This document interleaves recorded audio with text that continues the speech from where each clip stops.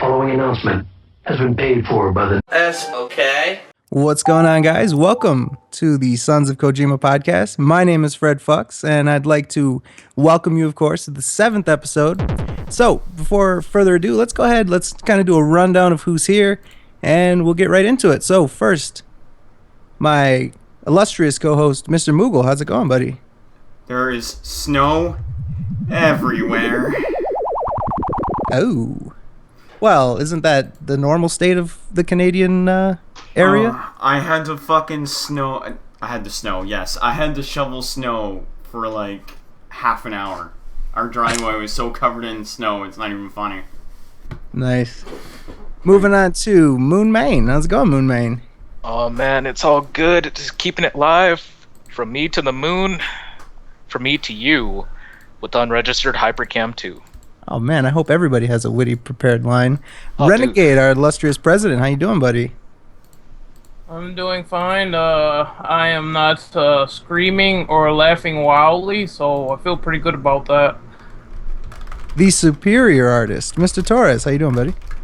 What's up, guys? I do drawings. I do animations in 1080p, 60 frames per second. Better subscribe to my channel. Just playing. I'm just playing around. Shut up and take my money. That's right. My right-hand man and enforcer, Che. How's it going, dude? What's going on, everyone? I love all my freaks.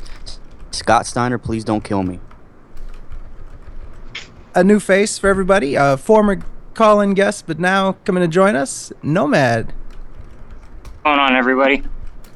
You guys might remember from last episode, former DSP mod, Ryden. How you doing, buddy? Oh shit, this is the part where I was supposed to talk.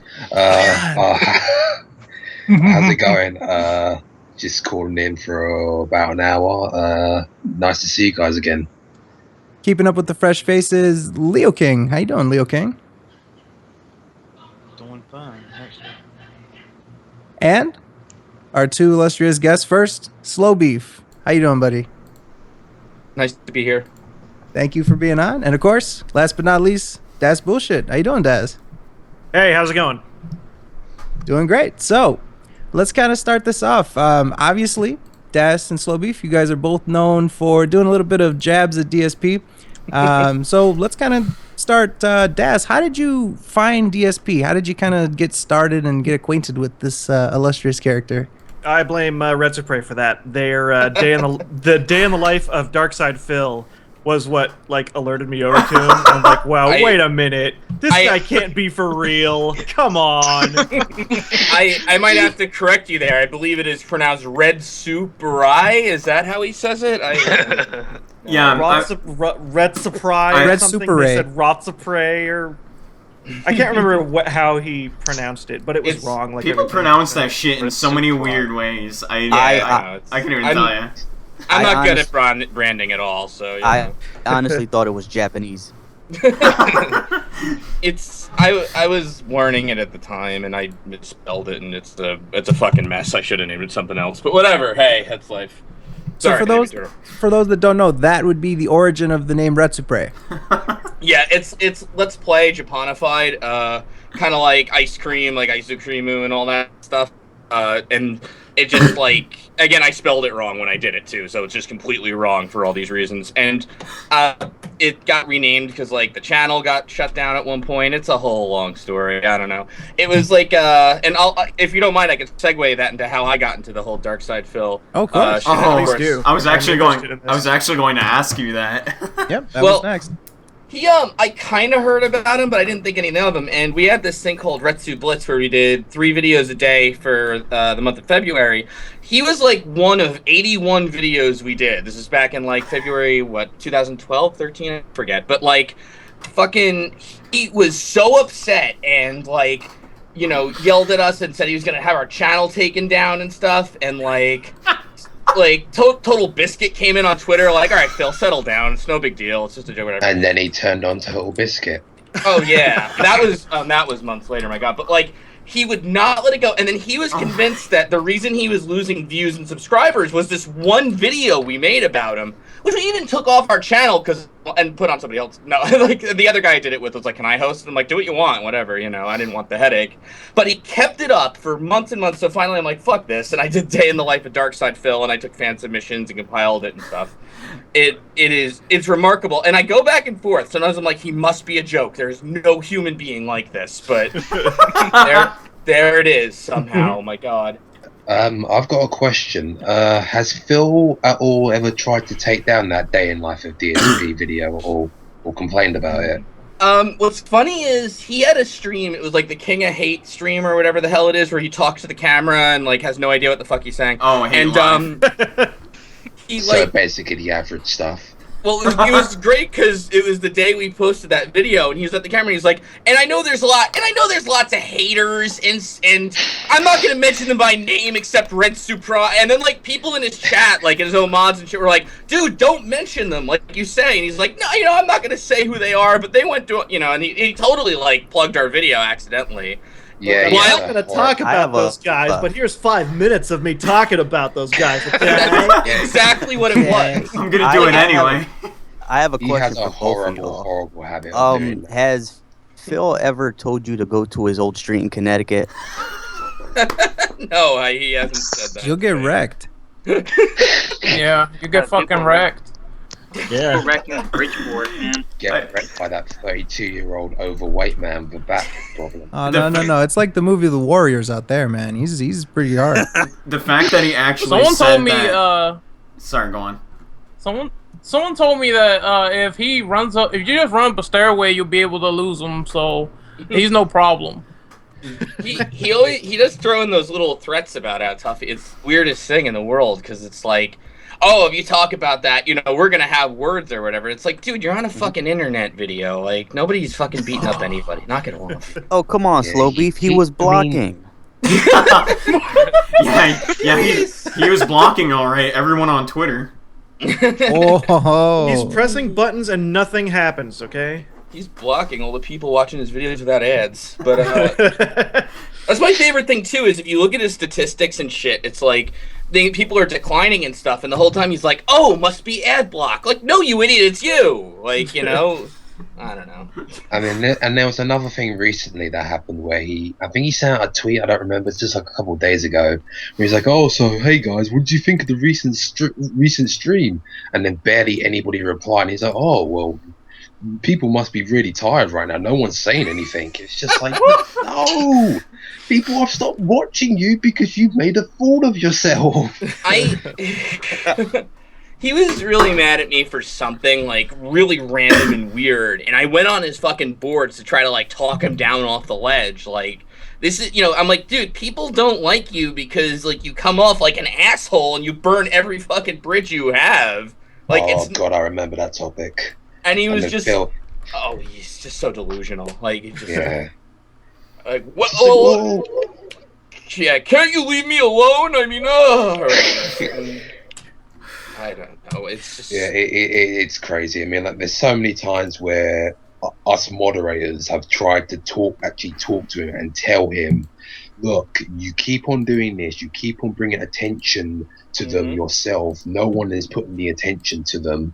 And it's just like, sometimes he will agree with us, and then the next day he will immediately forget about it and start ranting about it again. And I'm just sitting there thinking, what are you doing? I remember seeing that. I actually remember seeing that. That was actually hilarious. Well, I love this new recent drama too, where like Twitch, the fucking admins ask him like, can you lower your bitrate? He's like, well, you know, the quality of my recorded video is gonna be shit. Like, they don't fucking care.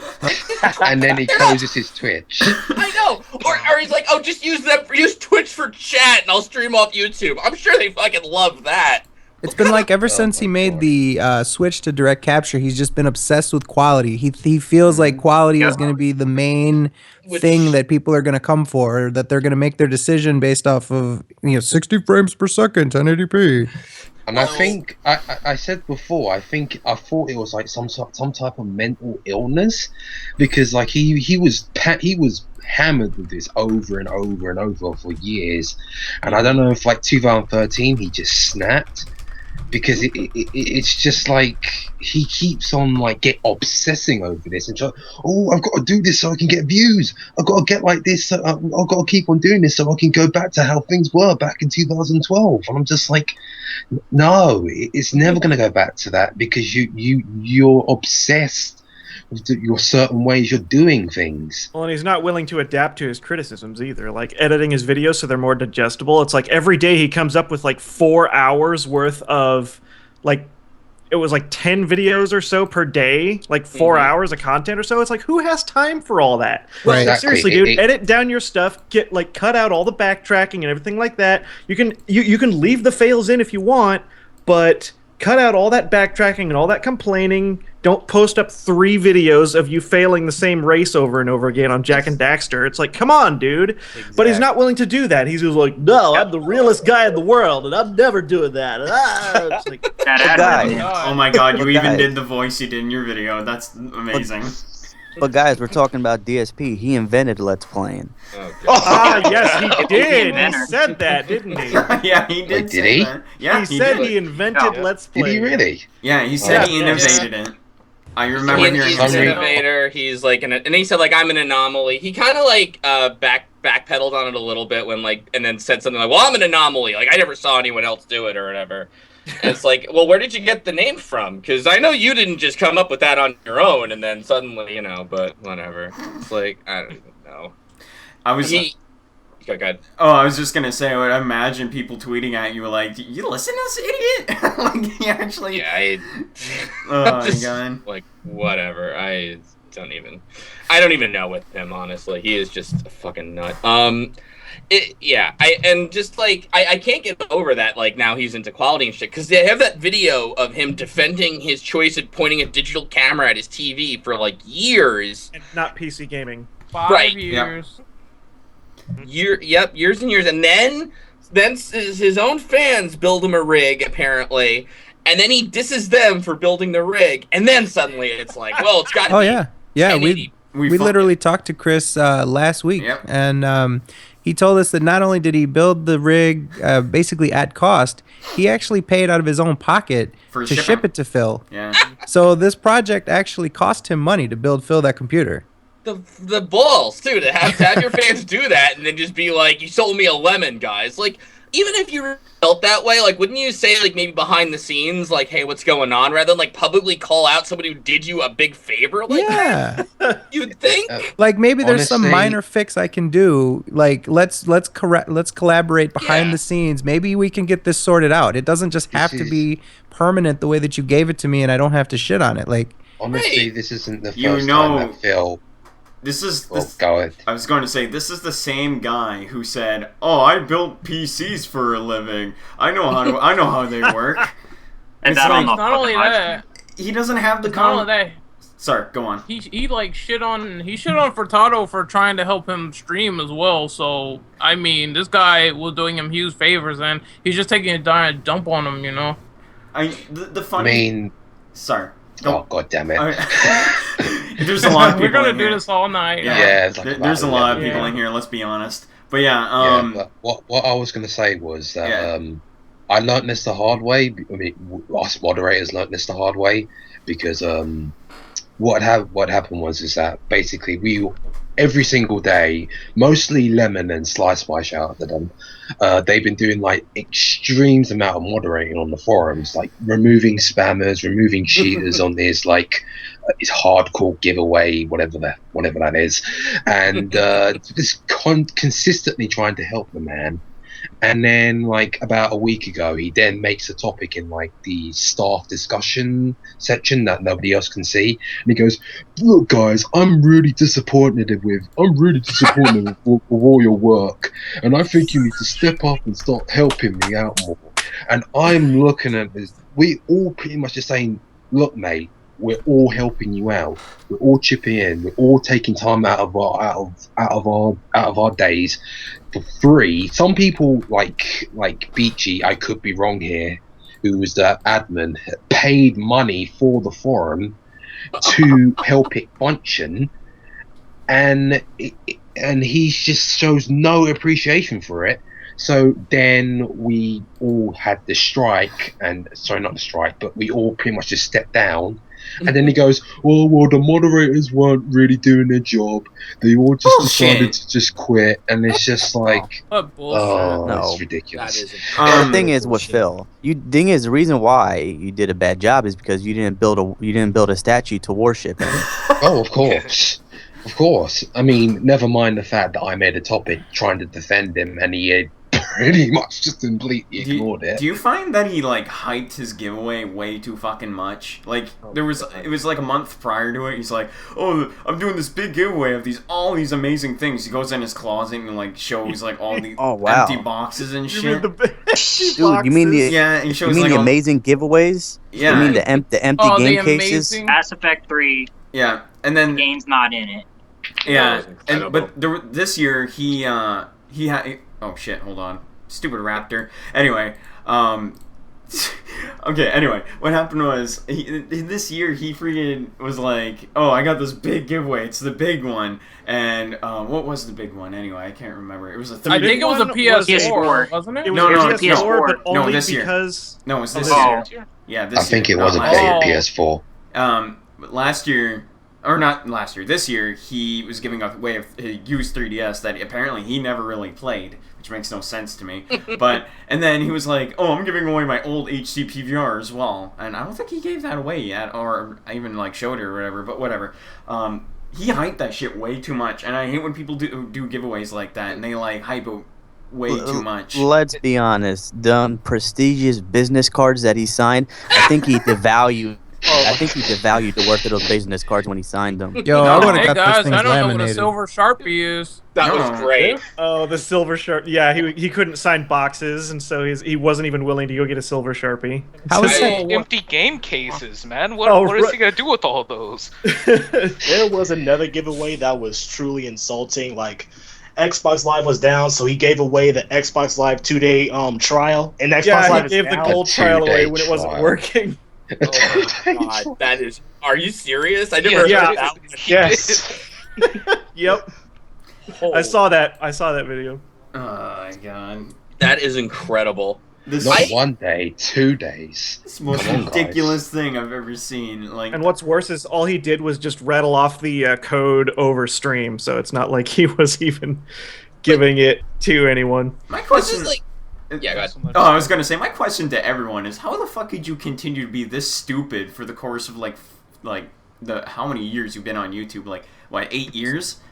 Got to be delusional. Damage. Severe brain damage. Yeah, There's definitely something like amiss there. Like it, and it's hard to feel bad because he like is just such an asshole to people, but it's like this incredible lack of self-awareness, like a crazy amount. Like this is what you do for a fucking living, and these are your fans and shit, and you're literally just kind of giving them trash. Like, hey, I could throw out this video game case, or I might as well sign it and make it a big giveaway and stuff. It's like, it's nothing. Like, what are you talking about? And then like, oh, I can't have business cards. Who thinks like that? Who in their right mind? He's the Amy's Banking Company of YouTube. Right? Yeah, totally. That is the perfect metaphor. I never thought about it that way. And Ryan, dude, God bless you guys for hanging in as long as you did, because I cannot imagine what that must do to you mentally to have survived that. Oh God! Dude. If the community wasn't there, I would have quit a long time ago. Believe me, because the community, basically, the funny thing is, the forums, 90% of the forums were there not for Phil. Like, most of them were fans of him, but just didn't really watch anymore. But most of the forums just did not focus on Phil whatsoever anymore. They were just there for their own things, like anime, gaming, wrestling, all sorts of different things. Yet Phil will go onto the website and be like, "Oh, 90% of the website's against me. You're all making these topics against me." And I'm just thinking, you remind me of something when you mentioned anime. I was like, didn't he say something like, "Boo's not canon," when he was playing fucking Dragon Ball Z or something? He said the Boo Saga's not canon. I'm pretty sure it is, man. He also said Raditz was Vegeta. I did notice that that observation about the website, that like most of the people that aren't even like there to give them the hug box or anything.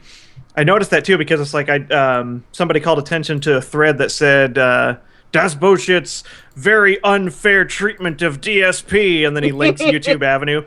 And at first I thought, okay, great, I'm walking into a hug box here. He probably banned anybody who ever had a dissenting opinion about him. And it turns out like most of the and that's when I noticed most of the site is like, dude, Phil, this isn't even really unfair treatment. It's basically just your mannerisms put into a flip-top character's head and just cranked up to 11. That's all that is. Right. And the thing, too, is he was... it's a satire of him, obviously. Now, recently he did a satire video to rip on Lords of the Fallen, and he had this mentality like, you guys, this is a satire. I'm not being serious, and you shouldn't get mad at me. But when satire comes his way, suddenly I'm an asshole that's hurting his business. Which he said, by the way. He said I'm hurting his business. Did he really say that?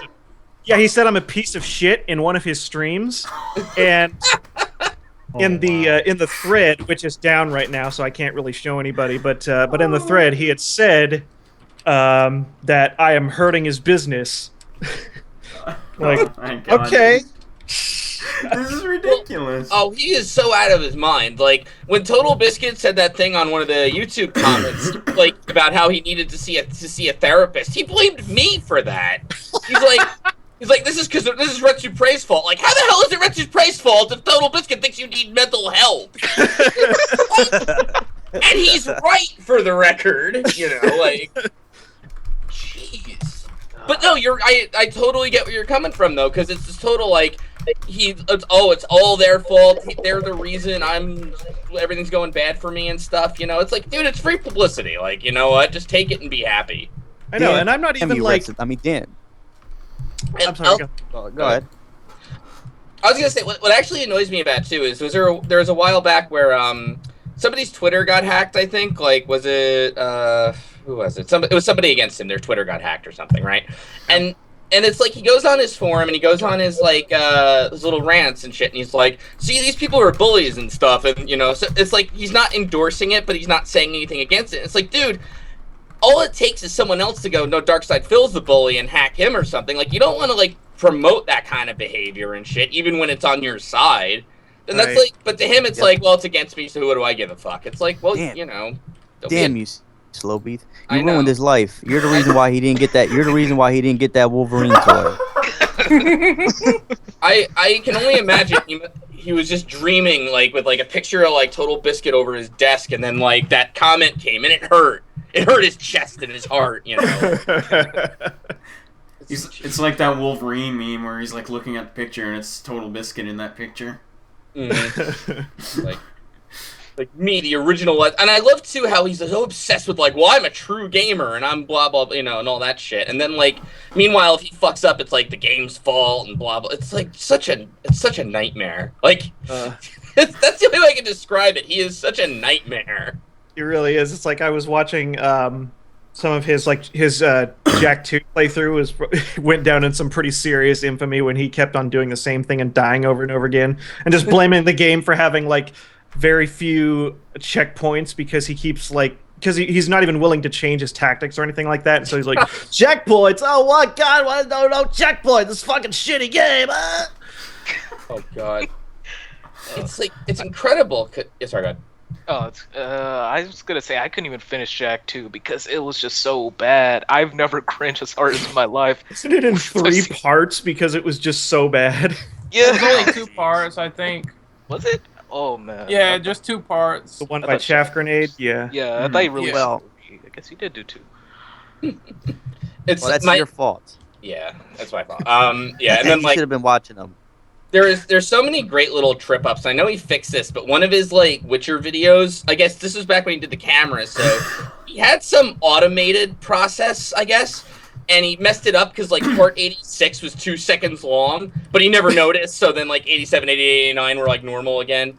Or that Bayonetta thing where he misses the damn entrance. He just spends 5 minutes in the starting area. Where do I go? The worst one I saw is a Dynasty Warriors playthrough where he got lost, even though there was a dot pointing him to where to go. For 15 minutes, he was hugging invisible walls like they were a beautiful woman. Oh, I actually just got reminded of this, but in one of DSP's fan arts there for Bayonetta 2, someone actually made a reference to when DSP got lost in the first game in Bayonetta.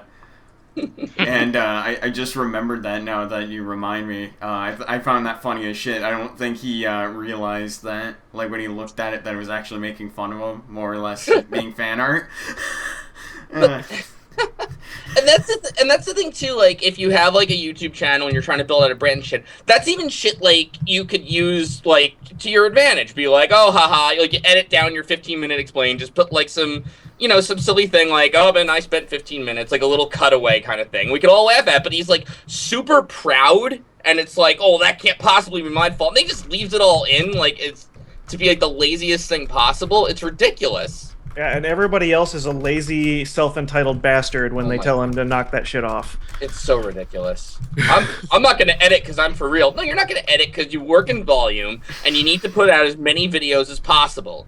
Because it's like the world's like worst business thing where it's like, oh, okay, maybe if I just keep making more of the same thing over and over and over, the same people will keep coming back. Oh, what's weird? I'm losing views and subscribers. Fucking Retsu Prey! You know, like, oh. Fucking DasBoSchitt, I can't believe him! Like, no! Not how... I actually found that I looked at the DSP positive... Yeah, I can't speak. This DSP positive Tumblr... I'm sorry, I'm stumbling on my words. I can't say it. No, it's fine. No. It's okay, so the DS positive Tumblr basically had all this entire list of popular YouTubers that actually make fun of DSP, and I have to link that shit now because that's actually really funny. My favorite thing too is that the whole DS positive tag. It's like you're the king of hate. It's your website and everything.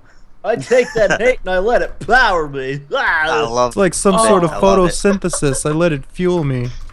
Dude, awesome. But the thing is, it's Evil AJ's fault. AJ ruined his life. Oh, that's right. Yeah, that's right. It was Evil AJ's fault. That's right. Yes. This guy gonna come and murder me.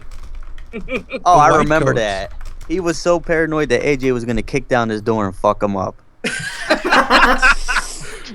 Yeah, wasn't there like some kind of like somebody thought that Evil AJ was there at one of the cons that he was at, and yeah, he was afraid that AJ was going to beat the crap out of him.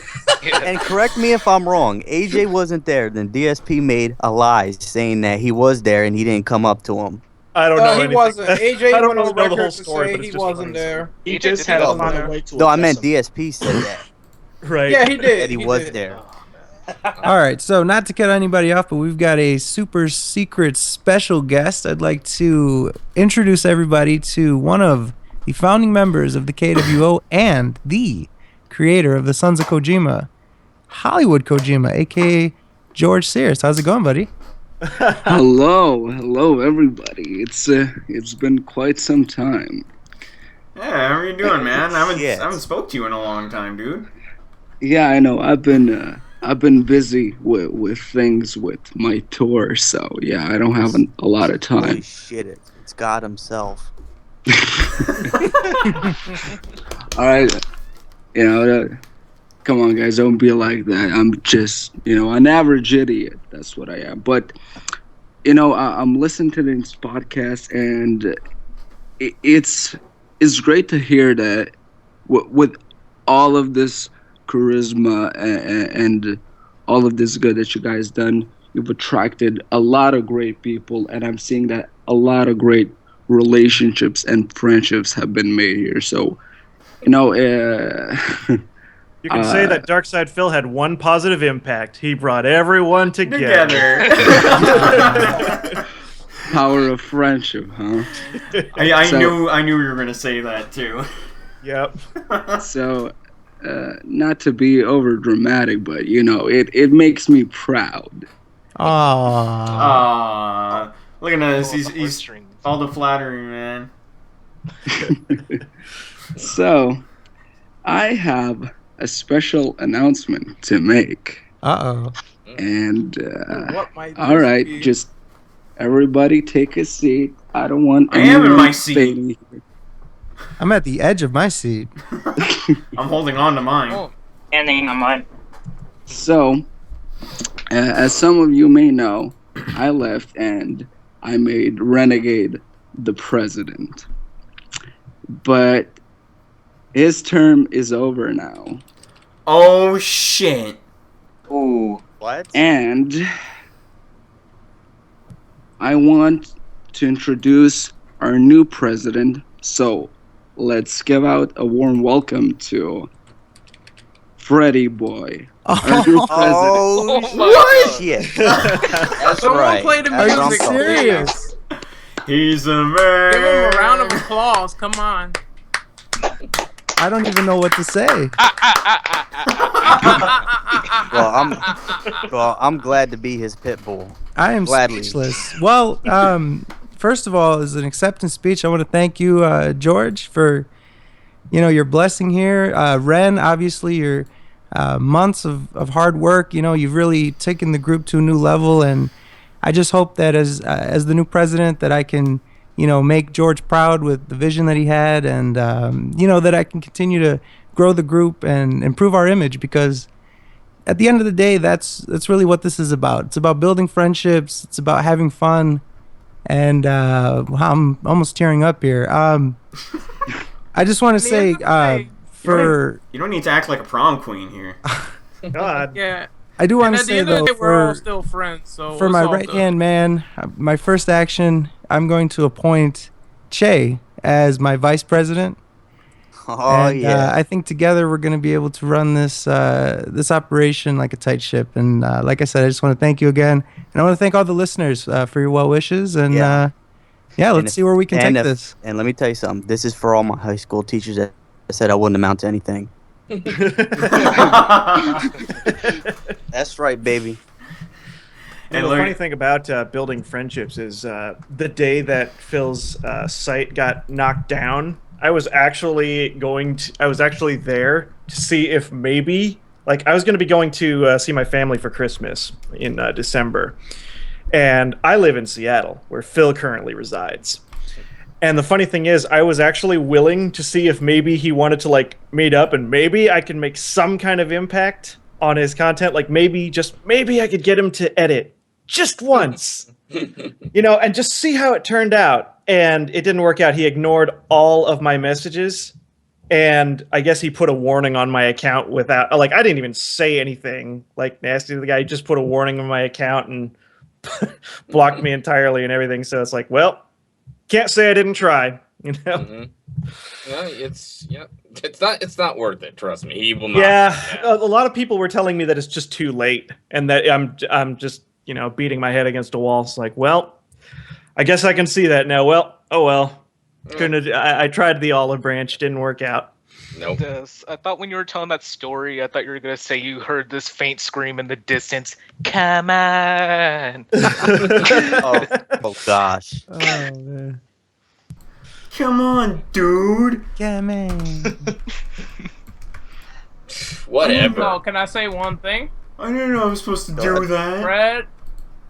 Fred, I am real proud of you, and I know you're going to do some excellent work with your motivational skills and charisma, and I hope you keep up the good work and leading the torch. I'm real proud of you. Oh, thanks, man. Honestly, your blessing is all I need, man. I know that that endorsement is a glowing one, and like I said, I just hope that I can fill your shoes, man. Oh, I have a question for Almost the guests. definitely. I have a question for the guests. Awesome. Have y'all ever run into some crazy DSP fanboys like we did? Yeah. I never ran into one in person. Thank. No, I just meant harassing you on the internet or something. The one there is that one guy, K Gallion or whatever his name is. Oh god. Oh god. And I haven't heard of this guy, but it sounds like everyone else has. I hate to bring up Total Biscuit 3 times here, but I'm kind of friendly with the guy. I met up with him once, and whatever. And at one point, he got colon cancer and such, And I was talking to him on Twitter, publicly, and I didn't mention anything about that. Out of fucking nowhere, that K Gallion guy, I guess, but he was an idiot, but to try to get me in trouble somehow was oh, Slowbeef, you're making fun of Total Biscuit's cancer? The thing I was saying had nothing to do with that, couldn't even be read that way, and I'm dude, that's really fucked up. I'm not gonna fucking make fun of somebody's, cancer or whatever, and he's like, man, I can't. And then he like goes like showboating around, like, look, everybody, I got this guy making fun of his cancer. It's like, dude, that's really fucked up. But if you like look into the shit that guy writes and stuff, he's really out of his head in love with Darkside Phil, where he's like, oh man, like all these guys are bullies, Phil. You're like, you know, you're so much better than them and all this shit. And it's like, wow, that dude is going to be wearing DSP's skin by the end of this. Like, recently he's no longer a fan of DSP, if I'm correct. Oh, really? Really? Yeah.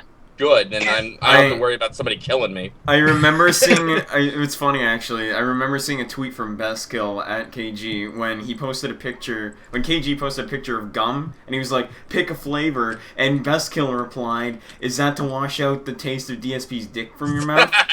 You know what? I always thought of him as Hannibal Lecter. I always thought he had such an obsession with Phil that he'll make a video saying, "I ate this kidney with something." You know that quote, right? Oh yeah, Phil Liver is fiance. Yeah, yeah.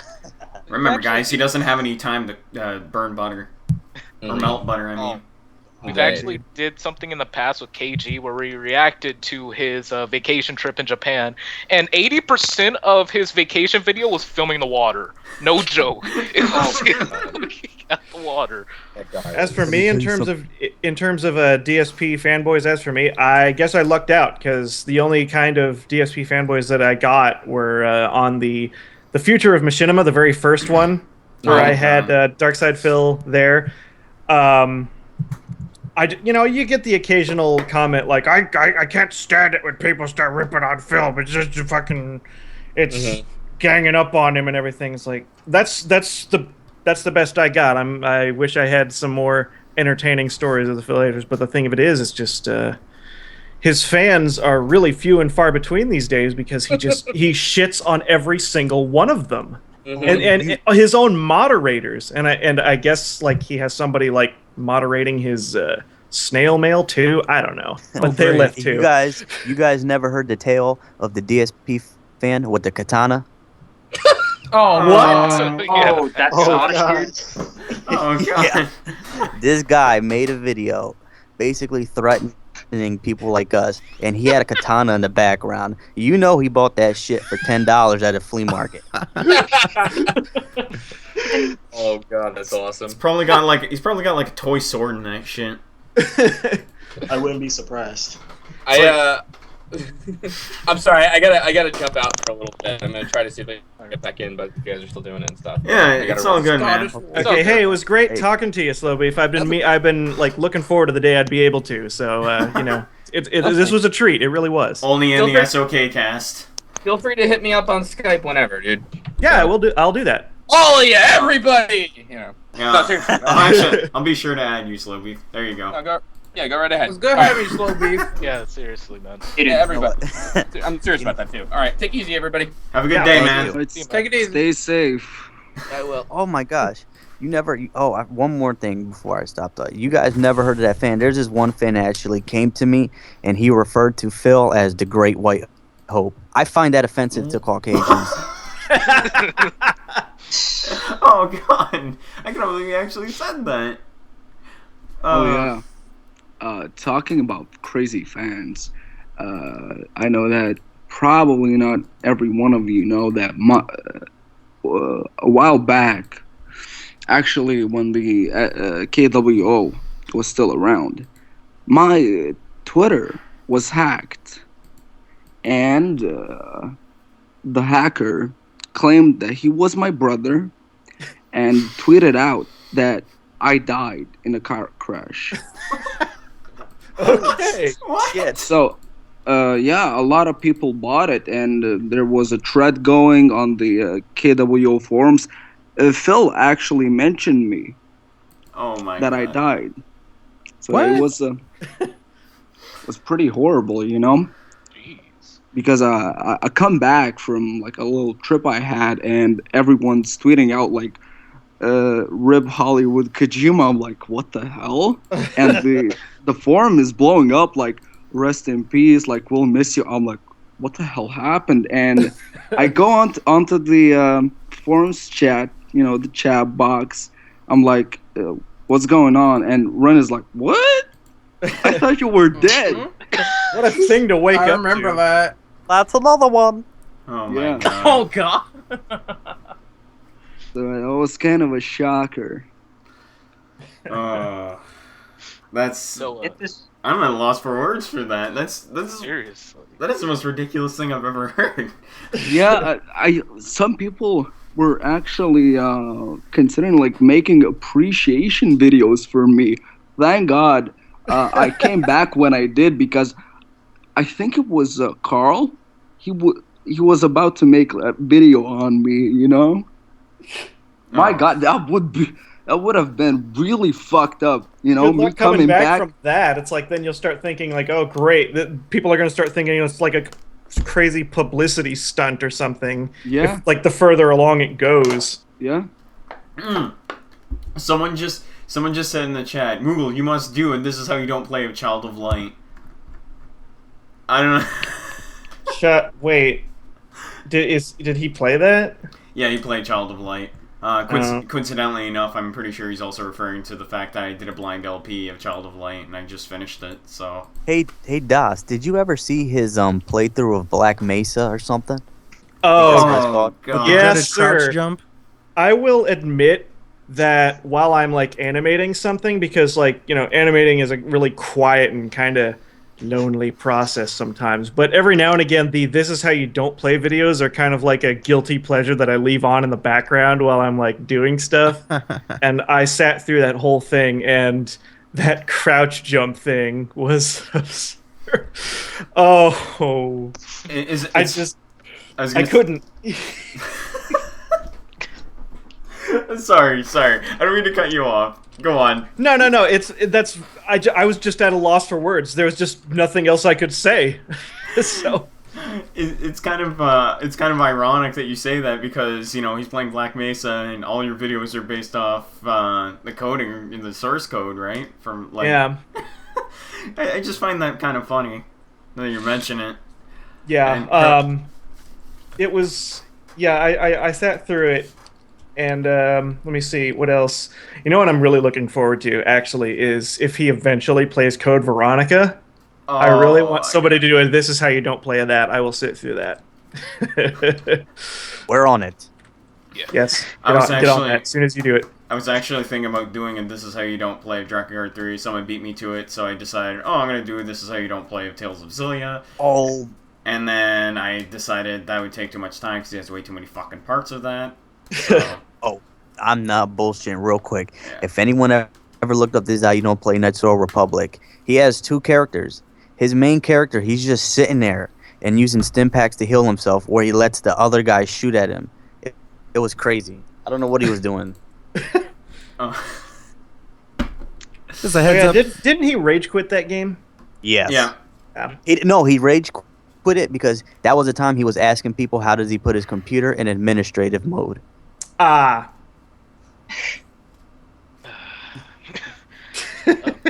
So, Des, I actually have a question for you. Yeah. What's your opinion on Panda Lee? I don't know a lot about her. I understand that she's practically just as venomous as he is, so they're practically made for each other. Mm-hmm. I don't know, like, see, I don't really, watch a lot of Phil's channels. Like, I'll sit through, like, This Is How You Don't Play and stuff, but in terms of, like, a lot of his little, like, vlogs and everything, I don't really take part, so I don't really know much about her. From what I understand, she's not working and she's not going to school because it's for squares or something, right? Yep. Okay. Mm-hmm. And so here's my question about Panda Lee. Phil's always saying how editing is a big pain in the butt. Like, even though, like, he will call 5 minutes of editing a complete pain in the ass. So here's my question is, why doesn't he get her to edit for him? Wow, are you kidding it's me? Like, because she's too busy making soap. I guess so, because it's like, I'm thinking, well, here's what you do. You cut out the backtracking and everything like that. Just make her do that. Cut out the backtracking, leave in the fails, because, I guess he's admitted that some of the fails, like, that people seem to like watching him fail every now and again. But it's like, all right, fine. Just leave them in. leaving the success too, and just cut out the backtracking or getting lost and everything like that. Just have her do it. That's not a hard job to do, right? I mean, and then to you be can just honest make with it more digestible for people to watch, and that would probably help. The next thing, of course, is to stop shitting on his fan base. But if he could just condense his stuff and get her to do it, just take about an hour or two out of the day to edit for him, that might help. But I don't understand why he's not doing that. So I'm gonna be honest with you. This is the same girl that had to get Darkside Phil to install her Wii U for her. She didn't know how to do it, so she had to give DSP to. She didn't know how to work a fucking Nintendo console. No, she was on Twitter like, I finally got Darkside Phil to install my Wii U for me so I could play Hyrule Warriors. Well, I guess that's why she's not doing it then. Now, she's less capable than he is, so I don't know if you're aware of her, but yeah, I'm afraid I wasn't. So thanks for clearing that up. Basically, I don't understand. Her main contribution to the household is she pours a liquid solution and lets it harden, and then takes it out. That's literally what she does in soap form and in candle form. She's basically figured out how to turn the same action of pouring a liquid into a mold and letting it harden. She's figured out how to make two different uses out of it with candles and soap. Huh. Okay. And that's her deal. Yeah, I wasn't sure what was going on, like why he was keeping her around and everything like that, because it's like, what does she do, I don't know. It just kind of seems, maybe this is how I would prefer a relationship or anything like that, but I would have to imagine like somebody that can just kind of help me out with my day-to-day.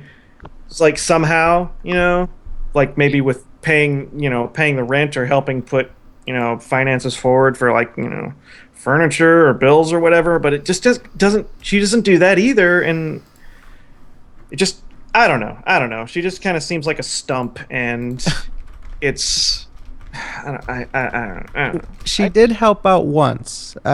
She walked to the store in order to buy him a bottle of gin. Okay. And then walked back. That's a keeper. That was her major contribution to the household. Actually, yeah, but beyond that, like, I can't really comment too much on her. I mean, I guess she's poisonous to his fans just as much as he is. But like, other than that, I guess there's not much else I can comment on her. So. Well, when you watch enough, you'll see that she is basically Phil's child, literally. I guess that's where Loopholer's jokes of Pandali being his child or his daughter was coming from. So.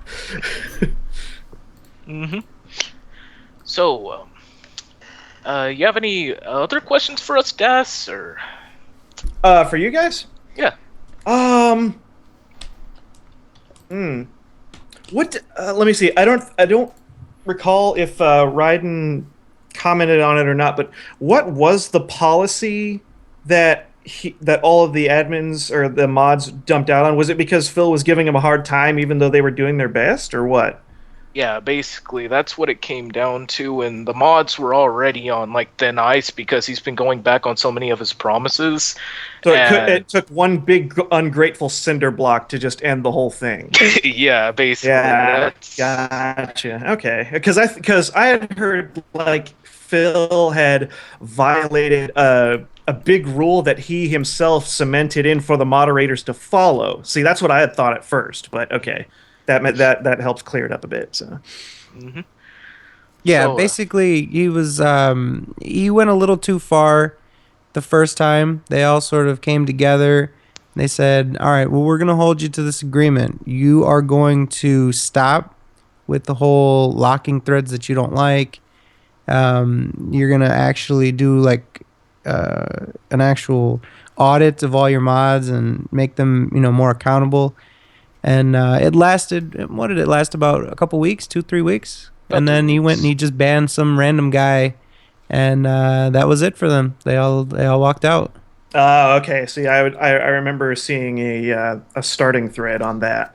It was like I can't remember what the title of the thread was, and I'd look it up if I could. But yeah, and So that's where that come from. That definitely clears it up. Okay. The funny part about that too is over that same night we were all on podcast and we all decided, oh, let's add all the mods in here, and it was just a big party. And then after that, I went to sleep around this time, but they fucked with his website or whatever. And yeah, I saw that. I was actually there at the time because remember I was talking about how I was trying to send all that branches was you in the shout box. Yeah, I was there. That was me. Okay, I was gonna ask. I was actually gonna ask that a while ago, and I never had the chance to. But now that I got confirmation, it was you. That's awesome. Yeah, no, that was me. I was trying to extend an olive branch to the guy, and I kept trying to politely ask, "Hey, Phil, you got a minute? Hey, Phil, you got a second? I'm going. Like, I'm thinking. I don't know. Let's talk mano a mano and stuff like that. I know you probably don't like my." My satire or anything like that, but shit, let's talk about something. But no, either he missed a lot of what I was saying because somebody kept posting a video in the shout box, or he was just plain ignoring me. And I'm pretty much going to guess that he was ignoring me because 2 nights ago I woke up and found out that my account on his website got a warning directly from him for like no reason. So yeah. So he's probably just trying to completely block me out. He's not even willing to give it a shot. I would think like if I had a hater want me to openly speak about something, I would hop right on that and show him that I'm not a nasty dude. But yeah, it's not what he was willing to do. So I was definitely there, and I witnessed people changing his avatar into a crying baby face. I witnessed them turning him like banning his own account and turning his title to the King of Locks. Oh, and you so cannot no, forget I was, about. huh? Oh, I'm sorry. You cannot forget about the naughty thread that popped up. I saw that. Yep, the naughty thread came up. They unpinned all of his previous topics and pinned up the naughty thread, and everybody just threw hentai all over it. I don't want to brag, but that thread was originally named the Big Asses thread, and I made it. They just had to span the horizon there. The funny thing is that Drillbent around that time, I don't know what happened with him. He just randomly left him, and so did Biohazard, and who else? Timbo, that's right. They all left him as mods in his Twitch chat, and I found that fucking downright hilarious. And this was like all overnight too. Like we weren't expecting this at all. You'd think like they'd give him a chance, but I think they just got sick of his shit because they were watching our podcast and they're probably like, you know what, I'm fucking tired of this guy. And then he addressed them on his next pre-stream, and he pretty much shit all over them. Yeah, of course, knowing him. Yeah. Did you guys ever see the DSP fan art on Twitter? Oh yeah. God, yes. I participated in it. I participated for sure. I would have photoshopped my own fair share of fan art for that, but I didn't really have the patience to. I bringing this up and segueing into this. Did everyone have a favorite when they discovered the DSP fan art hashtag? Oh man, all of Leo King's shit, man. He was just throwing out gold. My favorite one actually was when Blake posted a picture of his shit in the toilet. I don't know why. I think my favorite. I thought it was funny. I think. Did it have DSP face on it? What? I said, did the piece of shit have DSP's face on it? No, it was just literally a picture of his poop in the toilet. I think my favorite. He should have said 1,000 retweets, that... so I flushed him down the toilet. I think my favorite one was the one where Leo posted up where it said DSP fanboys and had a picture of a dude that just got punched in the face or something. Oh yeah, he had a picture of Rihanna. What about me? I am the superior artist. You got no favors from me. Damn. Okay, I'm sorry, Torres. I like that Boondocks one you made superior. Oh yeah, that was. Call me Snorres doing the podcast. What about the one where it was like Welcome to Connecticut or something? The one that Torres did, that was pretty. Oh great. yeah. Oh yeah, Welcome to Connecticut. Yeah, Blake also did. Oh yeah, with the hood rats. Yeah, Blake also did my idea when I told him to get the movie cover for Holes, you know, the movie based off the book, and put Pan Lee and Phil's face over it. And I told him to put text over it and said digging deeper holes, but he never put the text on it so it just looked really awkward. But he did it anyway, and it actually came out pretty funny. So The one that I really liked was when Ren did Hadaki versus DSP. It said the King of Blocks versus the King of Blocks. Oh yeah. Pretty funny. Yeah, Hideki Kamiya. That shit was mad funny. What the? My favorite was the when the King of Pavements posted the picture of Phil homeless. Oh yeah, the South Park homeless guy. It has Phil's face over it. Yeah. Oh yeah, I thought that was like, oh, that's $20. I thought that was a lot. Fuck you. Fuck Yeah, you, that was dude. King of Crybabies, I believe, right? King of Crybabies. Yes. So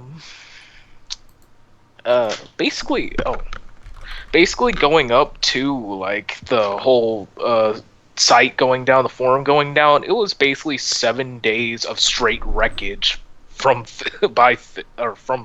Phil.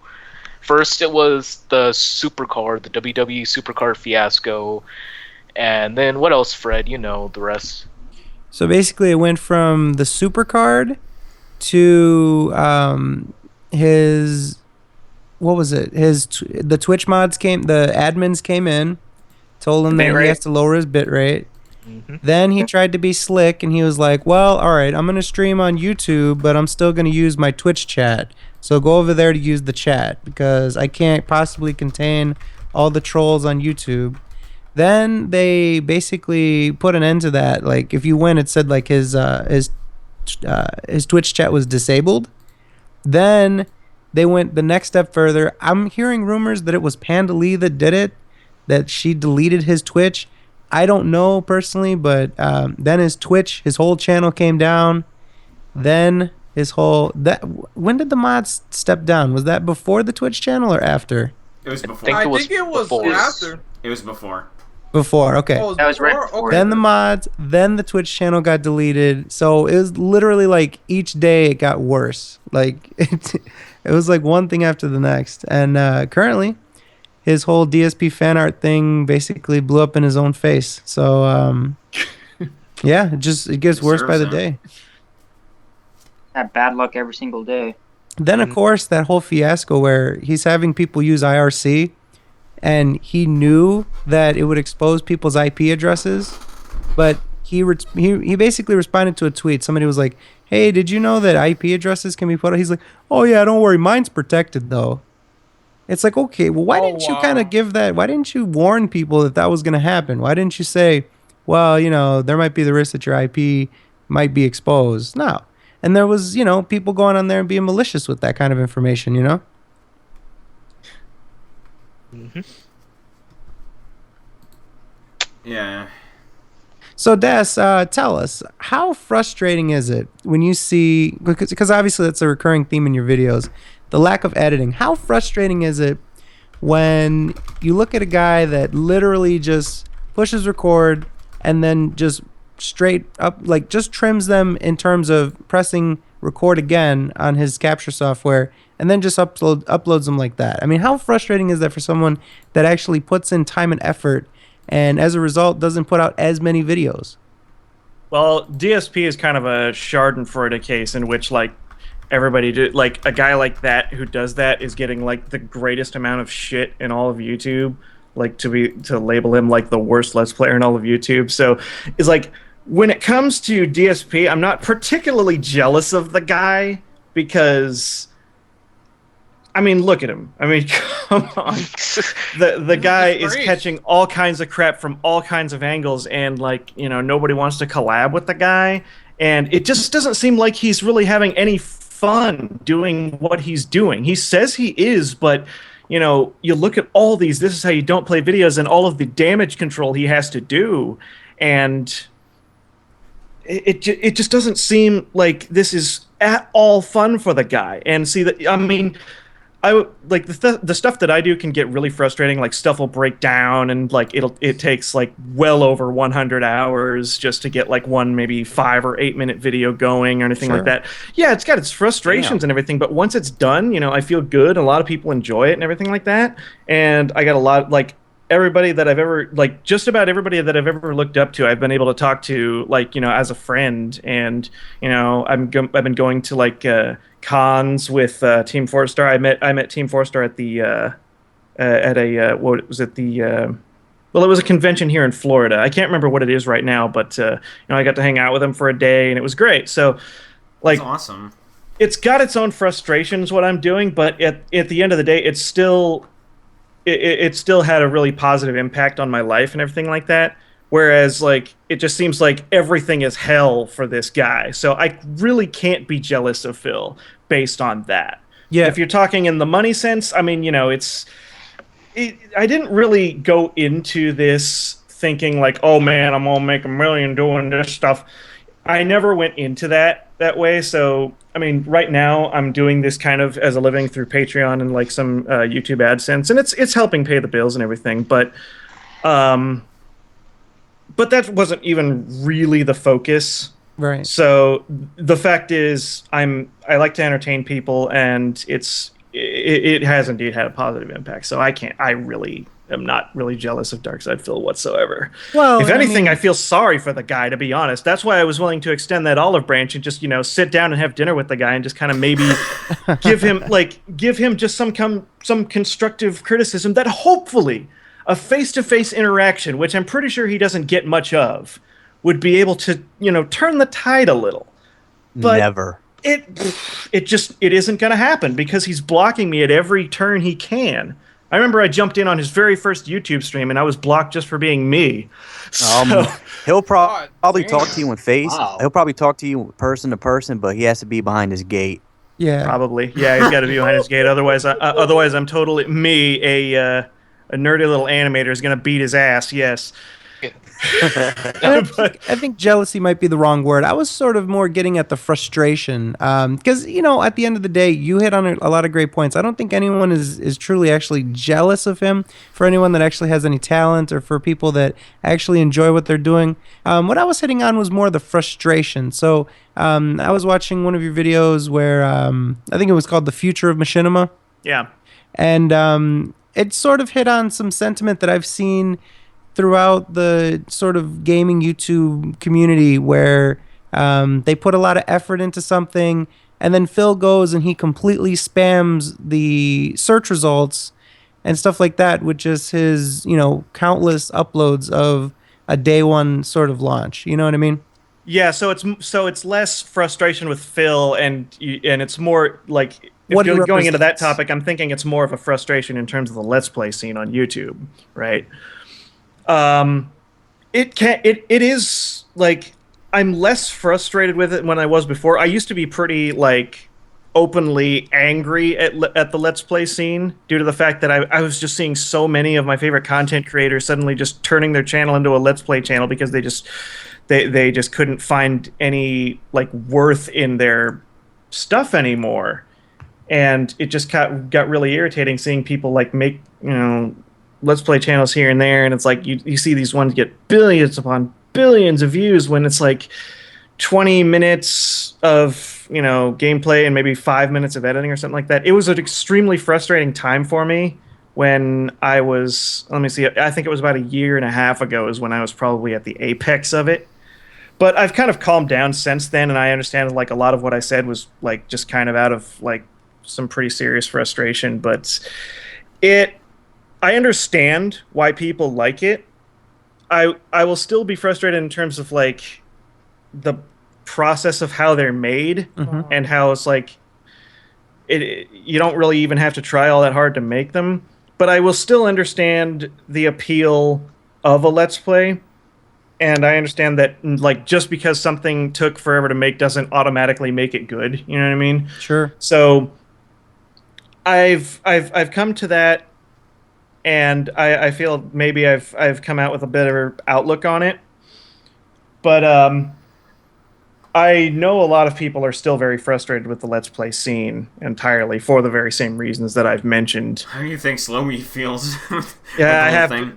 Well, I mean, I know Slowbeef doesn't take it very seriously. He said that, like, when he's done Let's Plays and everything like that, it was entirely out of passion, and he knew that it wasn't really going to get tons upon tons of views or anything like that. He never went, like, he and the SA crowd never got into Let's Plays because they were going to be the next big thing or anything like that. They got into them because they loved a certain game and they've mastered it and they want to share it with the world. That's how Let's Plays got started, with humble beginnings and everything like that. And then it became like this mass market of, day one Let's Players getting their face cam on and saying, look how funny I am.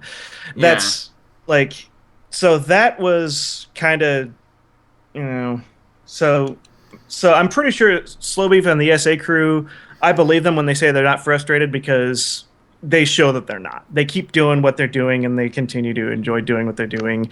It's a hobby they do on the side. Well, they even post on their YouTube now when they actually do Retsu praise to basically say, don't harass this person. And you know what? Yeah. I am completely with them on that. The people, they don't link the channel or the original video, because they know that people are going to come over and harass, and they say, don't harass the guy.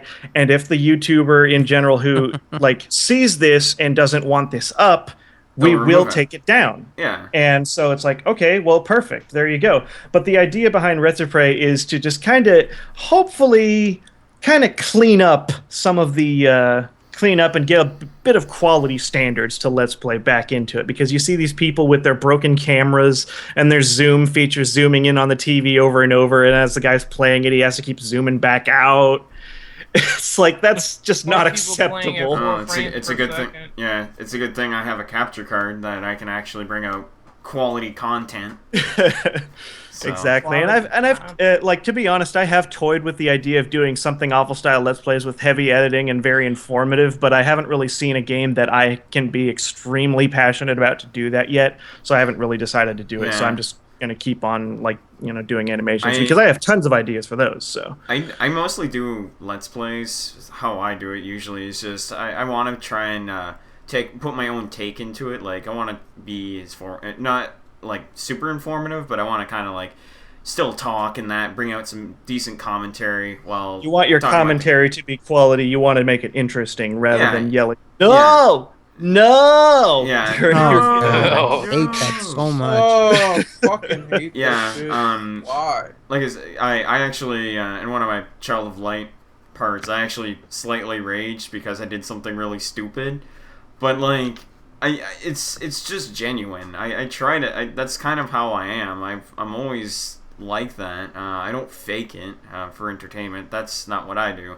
Right. Like DSP would say, I'm the realest motherfucker on earth. No. I'm You're the realest motherfucker on the internet. But in all honesty, I try to at least be as genuine as possible when I'm on YouTube, and especially with the Let's Play scene and just how the crowd is nowadays. So, but you have to have a certain amount of restraint. Like, there's going to be some people, like Phil will then take that comment and say, well, that's exactly what I'm doing. I'm genuine in my play. Well, it's like, well, here's the problem.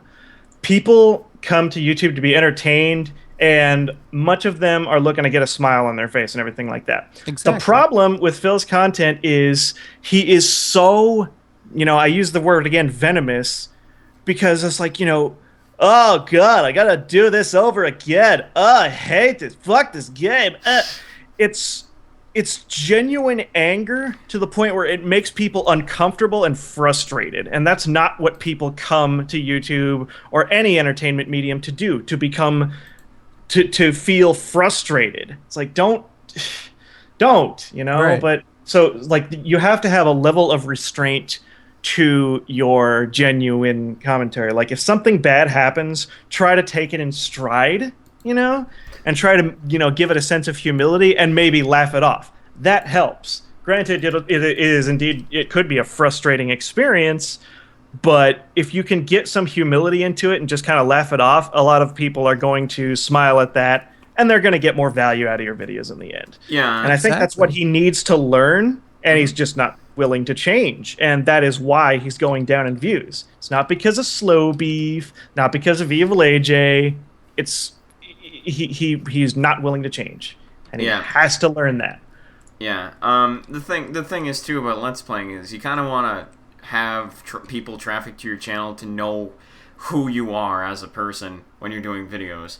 Like, you want people to get to know you in that, like, have that crowd that knows who they are, and then when new people come in, they'll eventually get used to it over time, because they'll basically like look at the comments after watching the video. They'll be like, oh, this person did that, yada yada yada, and they're learning interesting things about that person, and they watch more and more videos of that person, and they because they feel a connection. They feel a connection, like with somebody they've known before, or like a friend of theirs, and it can kind of reinvigorate the want to get your friends together and like play some games together. It could reinvigorate that if you have a positive enough experience with a decent Let's Player.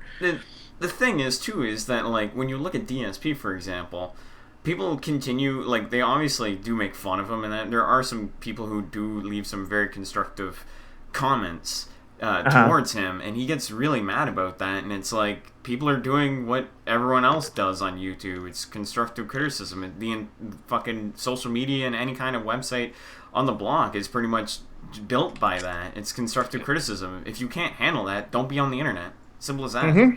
That's the thing. If you're going to be a public figure, you're going to have to get ready to, face a lot of, detractors and criticism and everything like that. You have to be ready to face them.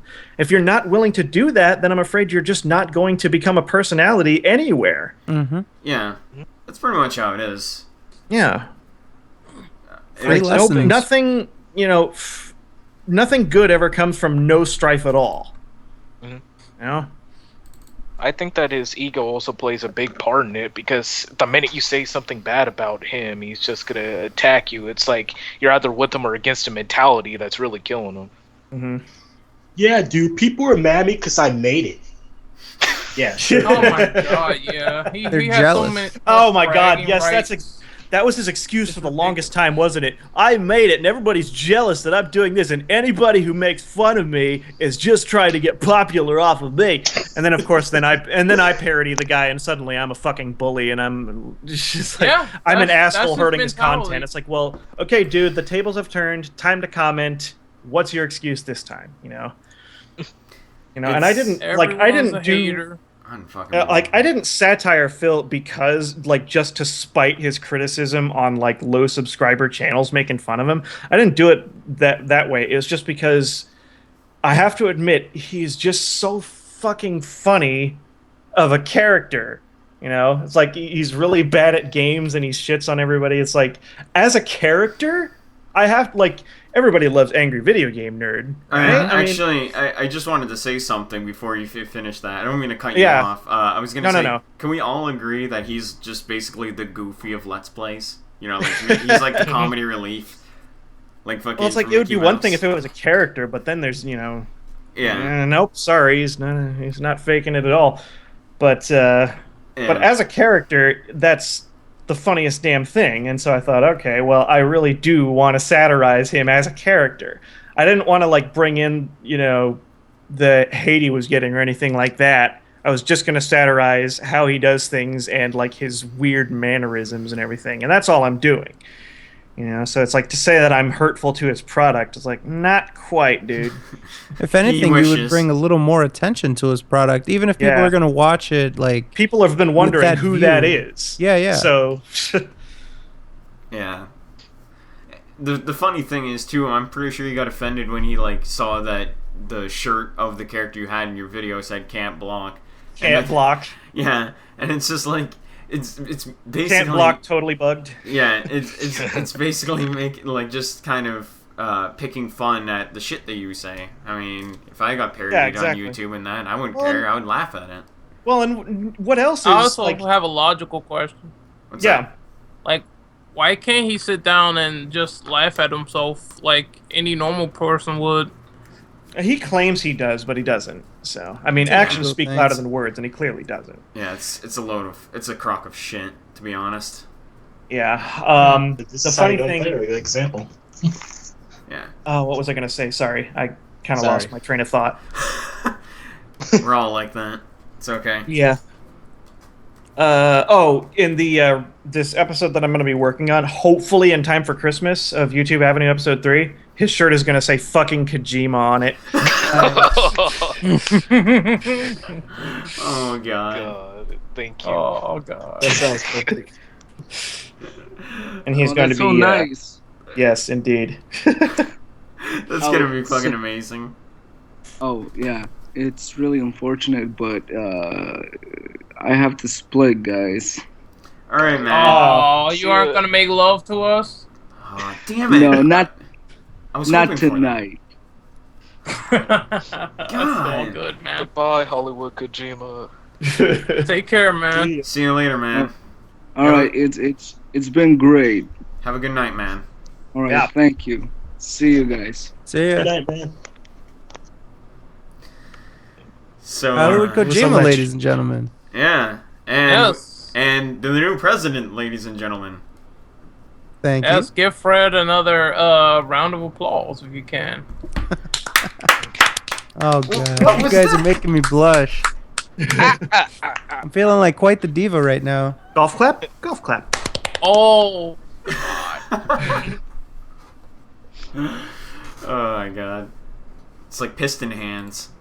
How come whenever somebody like just pushes DSP a little bit over the edge, he'd like, hey, if it was me, I'd settle on the streets. Man, he can't fight with his back.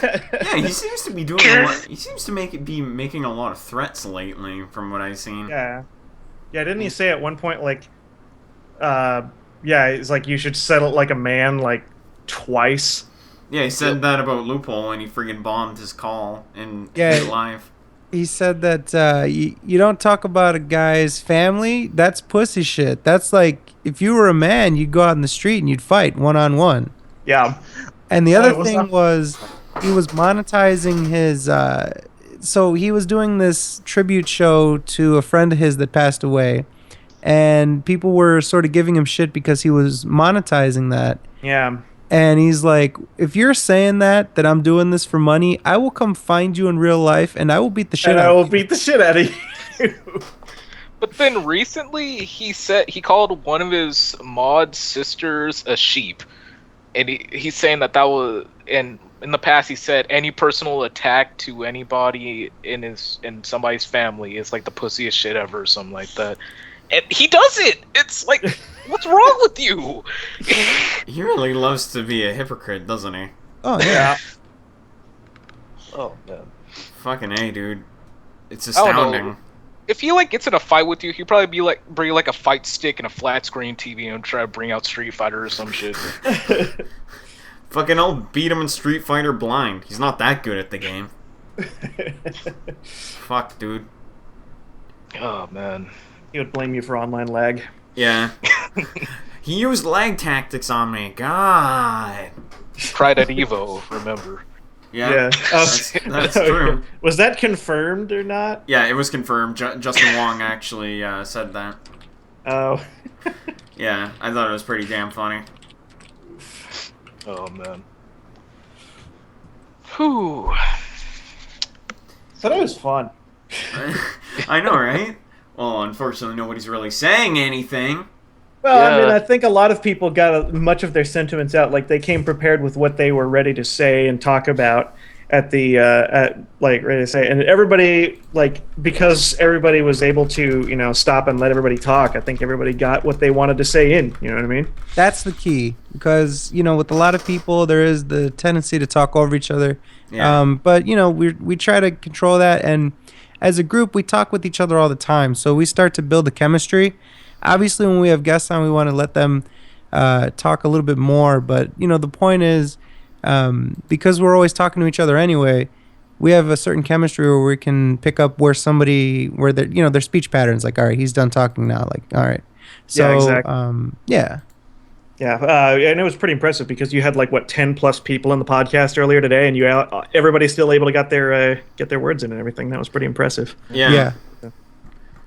That's what makes the podcast just a little bit unique. Is obviously you listen to a podcast, maybe there's 2-3 people at the most. We've got usually our usual roster is about 8 people, and then we'll have guests, we'll have call-in guests, all that kind of stuff. So it's good stuff. Yeah, I wasn't even aware of this podcast. To get everybody's voice out, Yeah, I wasn't even aware this podcast even existed up until just last week, after the site blew up, So I had heard about it through the Twitter feed and everything like that through Evil AJ. And so I got in touch with Loopholder, and we got it together. So I'm probably going to start listening to this on Thursdays and everything. You do it on Thursdays at 7? Yeah. Yes. So basically, we're gonna do this Wednesday, and we're gonna do next Wednesday. This Wednesday is because of some things. I was gonna be moving. A couple other people. It fit for them on Wednesday. Next Wednesday, obviously, next Thursday is Thanksgiving, and then Friday is gonna be Black Friday. So we're gonna do Wednesday again. It's looking like we're gonna stay on Thursdays because some key people can't make it on Wednesdays. So yeah, it's looking like we're gonna stay on Thursdays. But we'll see. Yeah. Mind if I interject? Interject away. There are some Ask FM questions that we have not gotten to yet. Is one of them talking about your T-Rex arms? Fuck you. But there's a couple for DasBoSchitt, and since Slowbeef is gone, obviously I can't ask him any. But there's a couple questions here. First of all, let's start with this one. DasBoSchitt, would you ever consider doing YouTube poops in the future? Your past two King of the Hill ones were hilarious, and I would like to see more of those happen. I've thought about it. I mean, every now and again, there are ideas in my head that I want to use. And a lot of the times, like, the tradition kind of has been these last two YTPs were the results of April Fools. Like, every now and again, I've done, like, intentionally bad Gmod videos that, and then other times I've done YTPs. Last April's was the most recent one. So I'm probably not going to get too much into the habit of it because, like, I don't want to risk, like, too many strikes on my account as a result of, King of the Hill footage or anything like that. But every now and again, I do like to just kind of dabble in stupid stuff. And I really do think I will probably do others later. I won't do them quite as commonly as like animations and tutorials and stuff, but every now and again, certainly. Even when they're heavily edited like that, they still come with copyright strikes? To be honest, no. Both of those YTP videos that I've made have no strikes on them at all. Okay. But I just, like, they were very heavily edited to the point where YouTube didn't care. Sure. But I have to imagine, like, just because it hasn't happened yet doesn't mean it won't. You know of course, what I mean? Of course. Okay, I have another question. What is your favorite This Is How You Don't Play? Ooh. Oh. That's a good question. There's so many of them. What is there, like 190 now? Yeah, I believe so. Because, like, I have King of Divas vlogs, his playlist. I check back on the playlist and see that number grow, and he's really on top of that. He keeps track. But yeah, I think it's at like 190 now. I think my favorite, like, I have to keep coming back to it. It's probably the Jack 2 one. Because it's so lengthy, like, I haven't been able to finish it, but I'm so compelled to keep coming back and picking up where I left off. You know what I mean? So I have to go with the Jack 2 one. Very nice. Like, all right. The clever, like, there's not as much, clever editing. Like, Evil AJ's Devil May Cry Let's Play is in close second because of the very clever editing, and I like it. But yeah. Well, I'm gonna say something for the record.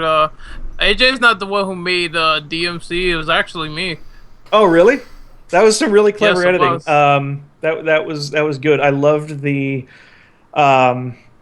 classic game overs. Whenever he died, you would play the classic game over for every death. I bet you after a while you started to run out of game over themes. Yeah, after a while, when it started to get to his second fight with Virgil with Beowulf, yeah, I when he just died really like got 7 tired. times or something. Yeah, I just really got tired. I'm like, he's dying so many times, it's not even worth it anymore. I'm running out of game over themes.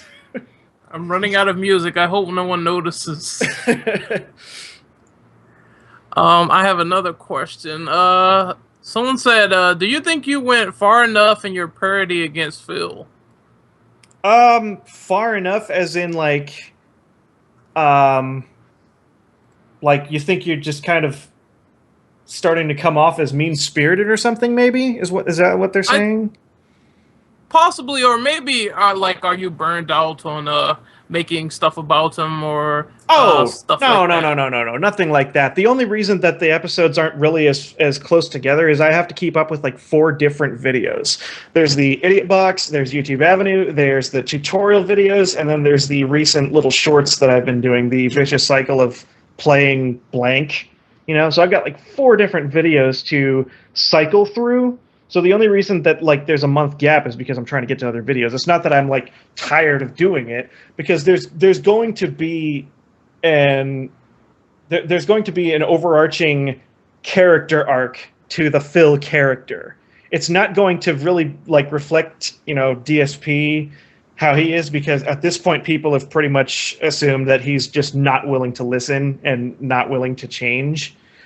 But the character Phil in YouTube Avenue is going to have an arc at some point, and that's where I'm going with. So I'm not just going to keep saying, haha, this is funny until I'm bored with it. It's going to arc at some point. So interesting. That's perfectly understandable. Yeah. Well, that's all the questions that we have for DasBoSchitt. You want to take it away, Fred? I will take it away. So you mentioned an arc. Do you think that there will be more of like sort of suggestions, sort of like the ideal Phil? Like, what are you kind of shooting for? Or maybe you don't have any. Maybe you're not there yet. I don't know how it's going to end right now. None of what I ever make, I ever know how it's going to end, but it eventually winds up doing so in a satisfying enough manner. So I just kind of wing things. But it's worked out so far. So, but what I do know is he's going to learn from his mistakes. That's what it's going to wind down. He's going to learn from his mistakes. We've got a question from the stream chat. What all goes into making a machinima style video? Depends on your level of quality standards, I guess. Like, there is, when I did YouTube, or not YouTube Avenue, The Future of Machinima, when I put on my bad Adam Jensen impression and just had him like, talking about what goes into a quality machinima, a lot of what he said is very much the process of like quality machinima, or really anything of quality, to be honest. Like you've got your voice acting, except for server upkeep, that like everything that he pretty much mentioned is what goes into it. What was it? It was script writing, scene setup, voice acting, bug fixing, minor tweaking, hardware issues, editing, effects, Photoshop, reshoots, revisions, cleanup. I think I recalled that right. But yeah. Almost sounded like I was listening to the video. Yeah. Well, I wrote the thing, so. It's almost like you're doing a video right now. So let's say just out of the blue, Phil reaches out to you and says, look, man, you've got a point. I need help. And you're the one to do it. What is step one, and what does it look like? If you're going to fix Phil, what do you think? Well, I'm going to see if maybe he, like, if he did reach out to me. If he did. I'm not saying he will. Let's have that dinner, he says to you. Let's have that dinner. All right, well, like, first go to the, I'd suggest we go to the Cinnabar because I fucking love that place. But then, anyway, but I would tell him he's got to start, like, making his content a little more accessible, and he's got to start, chopping out the bits where he's, constantly lost, and make it a little more montagey, but not, obviously not too much, because if he's going to do an entire playthrough, he probably doesn't want to skip too much like, just in case somebody starts getting lost in the game and they need to use a frame of reference to stop getting lost, Of course. So I would probably suggest he find somebody willing to, like, edit his content, be it a friend, or teach Panda Lee to do it. And just kind of edit out the parts where he's lost or backtracking and, complaining his head off, he doesn't have to stylize it and make it flashy like he claims that people are expecting of him. He just needs to make it more digestible for his viewers, because nothing's more frustrating than seeing your sub box blown up with 10 videos every day and you're not even willing to watch any of them, you know? So if he can bring it down to just that and maybe release maybe 2 videos every day or something like that. He would probably call that ludicrous due to the low views or anything like that. But, you know, you have to start somewhere, and you have to start taking some risks and getting a bit of losses if you're going to move forward, you know? Mm-hmm. The part of moving forward is going to have to go through some strife, you know? Sure. And so he should get somebody to hopefully edit, because, like, I will believe him when he says that he is somewhat busy, because, you know, he's got a ton of social media and everything like that. And, you know, he plays games for several hours and everything like that, managing the site and, of course, doing damage control, doing, like, you know, vlogs and everything like that. So he's got, like, a lot of content to juggle. So I can sort of understand why he can't quite edit himself, but he can at least get somebody else to do it. He already has all these people helping him with, like, modding, and even has somebody watching his snail mail, if I were to understand his Twitter post properly. But, you know, he can't get somebody to edit for him? I mean, come on. Yeah. I think the most that he's let Panda Lee do, if I believe I heard him say this, and I believe I've noticed the changeover, I believe she's titling his YouTube videos for him. Okay, well, that's a start. Right. So the next thing to do is to hopefully edit, because, like, it won't take long to just cut out parts that just aren't necessary. That doesn't take a long time. Exactly. So, you know, that's the first step. The next step is to change his damn attitude, you know?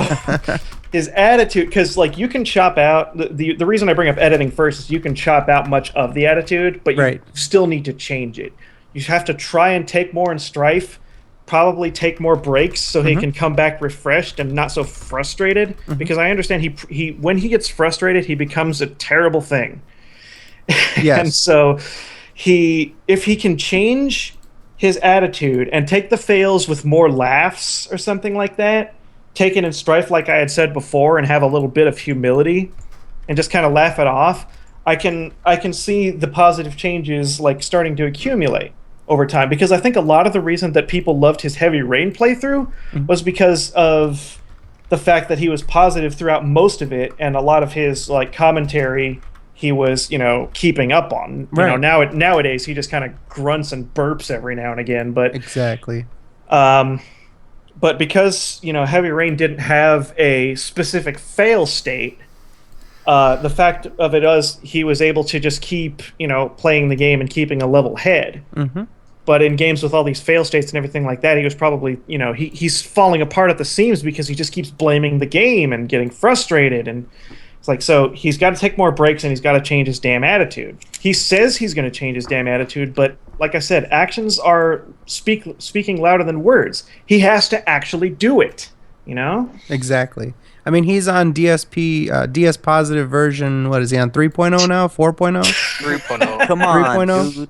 Come on, dude. Papa John's doesn't buy itself. Promised to make change 2012, 2013, 2014. Oh my God. Where is it? Oh my God, he just keeps saying, and he won't do it. He has to do it. Yeah. You know? Let's acknowledge this now. Promise to make change 2015. Oh, wait, I am the king of homelessness. Love how you said that. It sounded like Video Game Donkey for a second there. Oh God, that guy. I was watching one of his recent videos lately, and I actually laughed my ass off at it. Yeah. He's just... So I think he doesn't have to... I'm sorry, I don't mean to keep interrupting. I was just gonna say, he's just downright fucking random at this point. I just can't help but to wonder, like, if he's losing his sanity when he does these videos sometimes. Yeah, and some of his fans actually believe that he's gonna change, and he doesn't do it.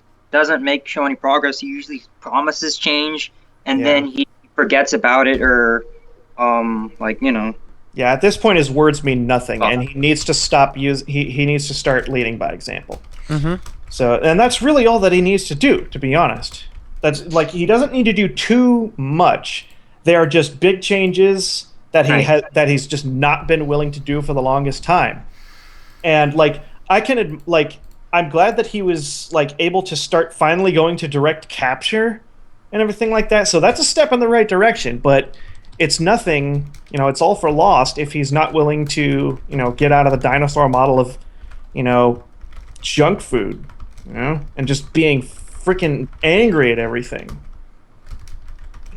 I think he just needs to get out of the house. He's a 24/7 shut-in most of his, Yeah, the stir crazy factor can definitely add. So right. I can relate, because I've been, doing these YouTube animations full time for a couple of months now, and I can understand. I have to go out and I have to have a walk. I have to jog. I have to, hit the weight room or something like that. I can't stay indoors because I'll get frustrated and start doubting myself, So I have to, you got to get out there. So the stir crazy factor is probably not helping. So he's got to start a plan.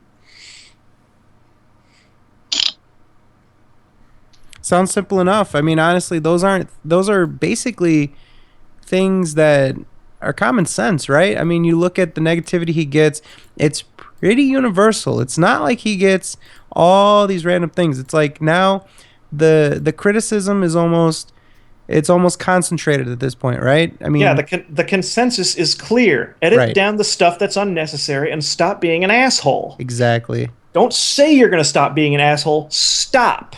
Exactly. I don't know. The most editing I've seen him do is change the memory card on his camcorder. So exactly. Well, I know he edited that satire together of that satire of Lords of the Fallen that I mentioned earlier in the cast. That has a good number of views. Wasn't bad. Do you see? Edit. Yep. Maybe even after a game is done. Maybe even edit together a little montage. People like those, right? Some highlights or something like that. Vine Sauce. Look at Vine Sauce. Yeah, Vine Sauce does it. I know. What's his name? I don't know if you guys have ever even seen the guy. He was Helix Snake, the guy who does those Skate 3 glitch videos. Like, he makes tons of little shorties and everything like that, but then he compiles them all together into a montage, and people love the montages. So. So just a quick heads up, we're going to add in our first guest caller. Boondocks. How you doing, buddy? Doing good. Do you have any questions for Mr. Das? Or anybody? Nope. Cool. So we'll just go on as normal. What were you saying now, Das? Oh, no, I was just saying, ask me or anybody at this point, so. Oh, gotcha. So, yeah, I mean, honestly, it's just sort of, I'll change. It really what it is he'll get to this point where, all right, I have to make a change. So he'll say that he's going to make the change to sort of appease those people. So, for example, to keep his mods from walking out, to keep his viewers from walking out. And for whatever reason, I don't know if maybe he just determines, all right, it's blown over, now I can go back, or what it is. Or maybe I've heard somebody even pitch the idea that he has short-term memory loss. Who knows? Hard to say. I mean, there's I don't know. I think he'll just say something, but he's not willing to admit he was wrong. Like, a lot of the times, he'll say something that he pretty clearly meant. Like, when he was ripping on the Ice Bucket Challenge. It's like, oh, these stupid people doing it for views, it's totally worthless. And then when people got mad at him about it, he's like, oh, I didn't say that. I very clearly said it. It's like, no, you didn't clearly say anything. It's like, he quickly tries to make a reinterpretation of something he very clearly said, rather than saying, okay, I was frustrated at the time and I didn't really mean what I said. Let me go ahead and compound. Now that I'm clear, let me compound what I meant to say, or something like that. But now he's like, I didn't say these stupid idiots. It was pretty clear. It's like, no, come on. What do you think, Boondocks? If you were going to change Phil, what would be step one? Step one would be to, stop insulting people so much. Yeah, and stop being an asshole. Yeah, it seems like any time that someone brings him legitimate criticism, he just insults them. I know there was a guy on the forum, Joseph or something like that, was, trying to give him legitimate criticism. He called him a dickhead. I mean, he ended up getting moderated by his admins too. Like, they edited his post and said, stop calling members dickheads and stuff like that. So it's like, his first response is, "It can't possibly be me. It has to be you guys. You guys are asking unfair things of me." I know he just had a tweet earlier today. You guys, something about like your fans are starting to get disappointed with you and they're starting to leave. And he was like, "Well, that's because you guys have unrealistic expectations. You guys need to stop expecting miracles out of me." And it's like, Biggest no. load of It's a bullshit miracle to ever. stop biting your fans. Really? This is something I want to add. As someone said in the chat, I just think it's a case of he's a narcissist. What's going on, Taurus? I was saying while I was listening to you guys, you were talking about editing. Like the only thing he edited was like not too recently he played Lords of the Fallen, and he made like a little montage of all his little fails or bugs because the game had a ton of glitches. Yeah, I And had, then I had mentioned that. Yeah, and that like I said, he got like that has a pretty good amount of views, so it's clear that he should have seen the results by that. You know. What he said was if you want to see more of this, tell everybody about it and stuff like that. Yeah. Oh yeah, he did something like that similar with this DMC Devil May Cry review or whatever. He said, yeah, I need more views and more of this, otherwise I'm just not gonna include them in my Hateful Truth. And apparently he just stopped doing it from there. Oh yeah, didn't he? He say acts like it's a threat against people. Like if you don't watch it, then he's not gonna do it anymore. Yep. Well, it's like just because the results aren't instantaneous, you know. Didn't he say What were you saying, DMC Bulldog? sucked? Didn't he say DMC sucked or something? DMC Devil May Cry. He said it had no lock on, but the fans were calling it out in his comments that there's no lock on, but he never used it in playthrough. So what is he talking about? I have to I have to guess that he said, "Oh well, I didn't say there was no lock on," because that's just what he does. DSP clearly saying otherwise, but Cam. Oh yeah. Well, speaking of which, when I had like I popped into the Face Punch forums at one point. It's the Face Punch forums is basically like for Gary's mod and everything like that.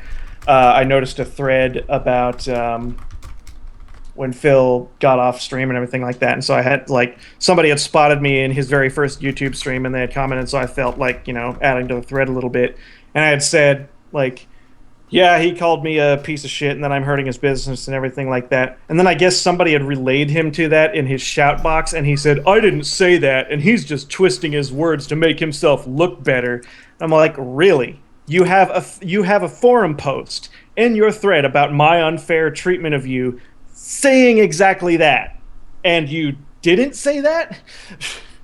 So, Peripheral asks, I do have one general question for the cast. What quality of film makes it such he can keep receiving all these donations, even though despite how abusive he is? Is this the ability something that he could have as a redeeming factor, or if he were to reform? This Like, is if a tough. He were to reform, I mean. This is a tough question. I try to figure out. It hurts my brain to think of what quality of his that makes people come back. I just think that people get used to something, and no matter what, they'll just watch it. I think it's Stockholm syndrome, you know, kind of like that. Exactly. I like to call it the PewDiePie syndrome. You know, it's like a lot of people don't like it, but then there's still like the majority that do, and it's like, dude, why? I don't see any like redeemable factors in either of these two. Yet they have fan base. I will say this much about PewDiePie. I will say this much about PewDiePie. At least he's not like, well, as far as I understand, at least he's not constantly like spewing rape jokes all the time, and at least he's editing. Right.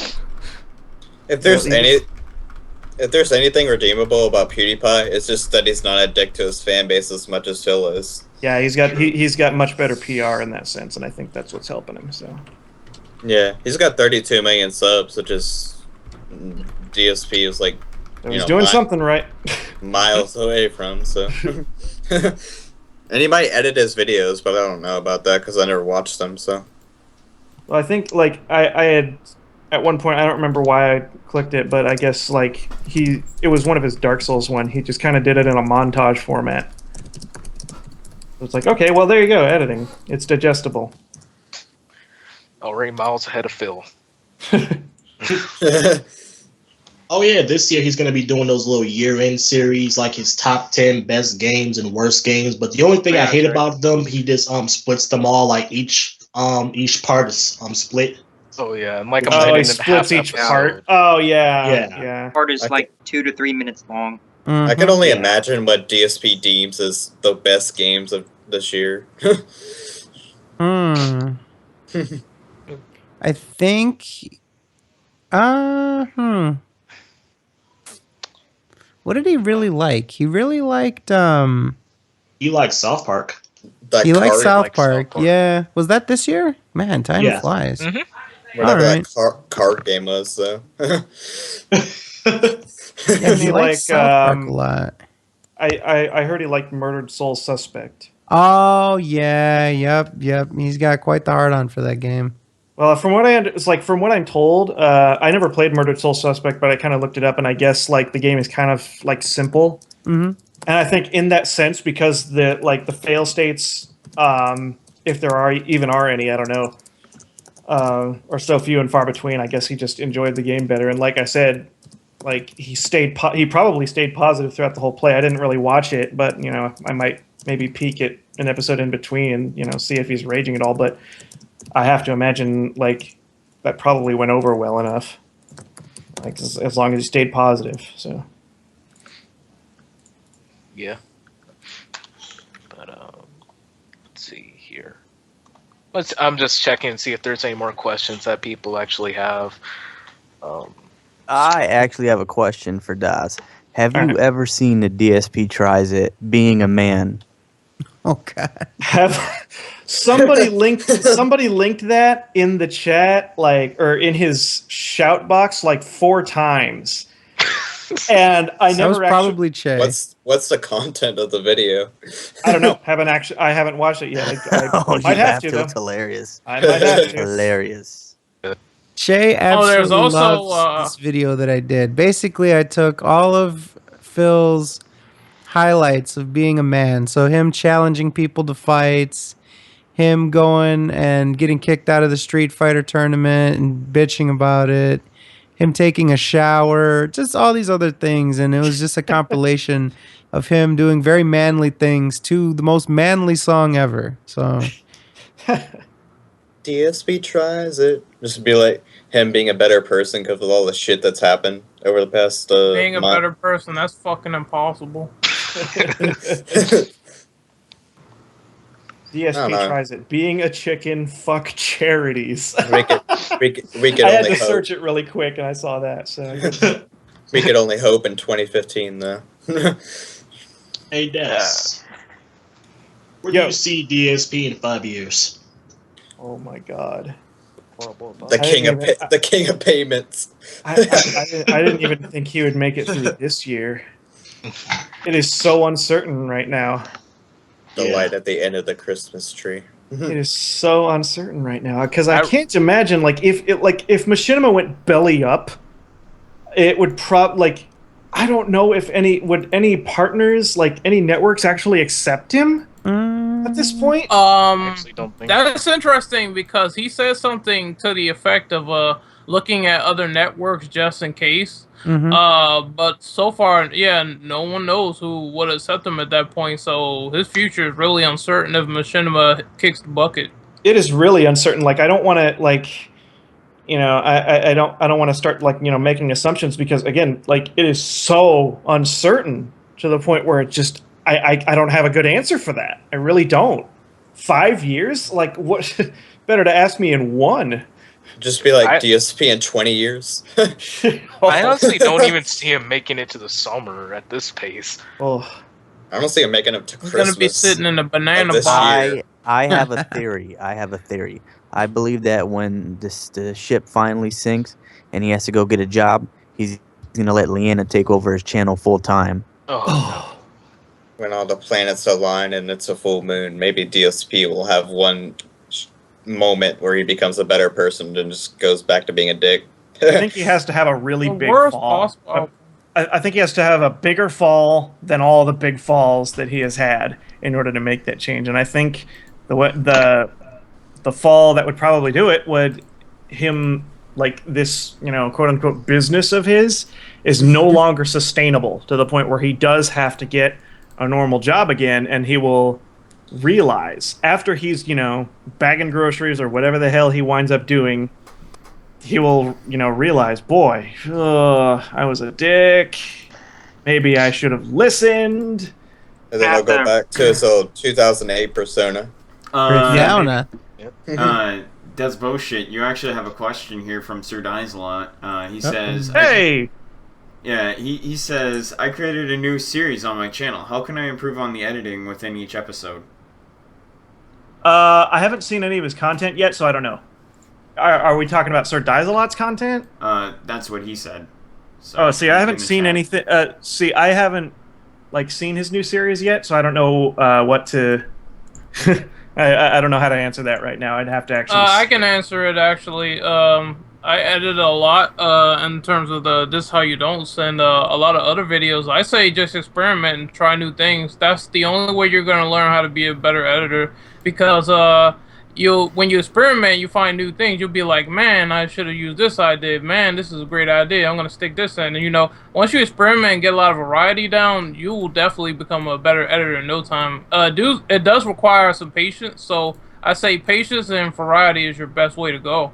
That's a good answer. I like that answer. Go with that. I would definitely agree with that because nothing teaches better than experience, really. So just try, play around with things. Don't let frustration just beat you into just turning away from things. Just, do it, like you said. So someone asked, will DSP make it past 2015? I don't think so, no.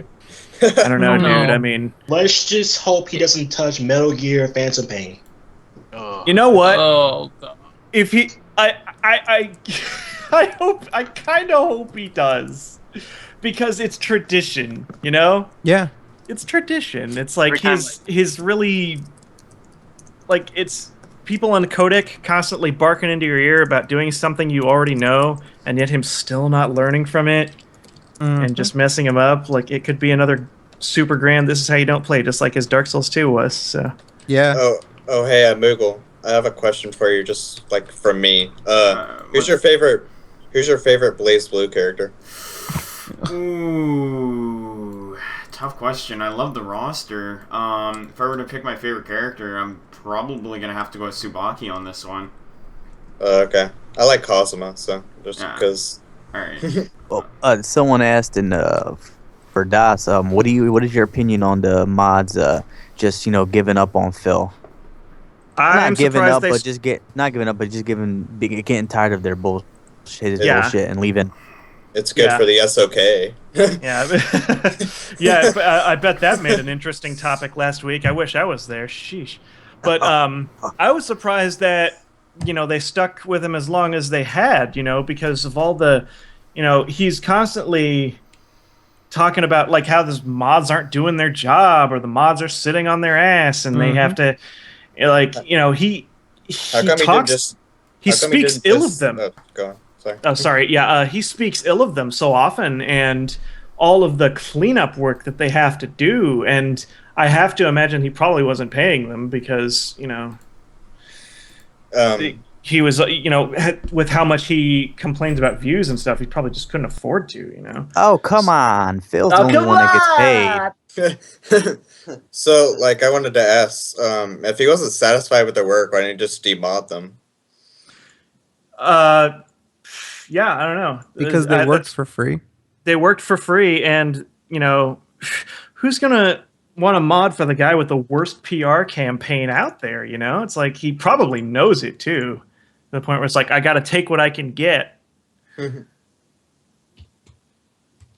So, yeah, them leaving, I totally understand. The more I hear of it, when it got clarified, yeah, they were totally justified in leaving. Nobody should be talked down to like that all the time.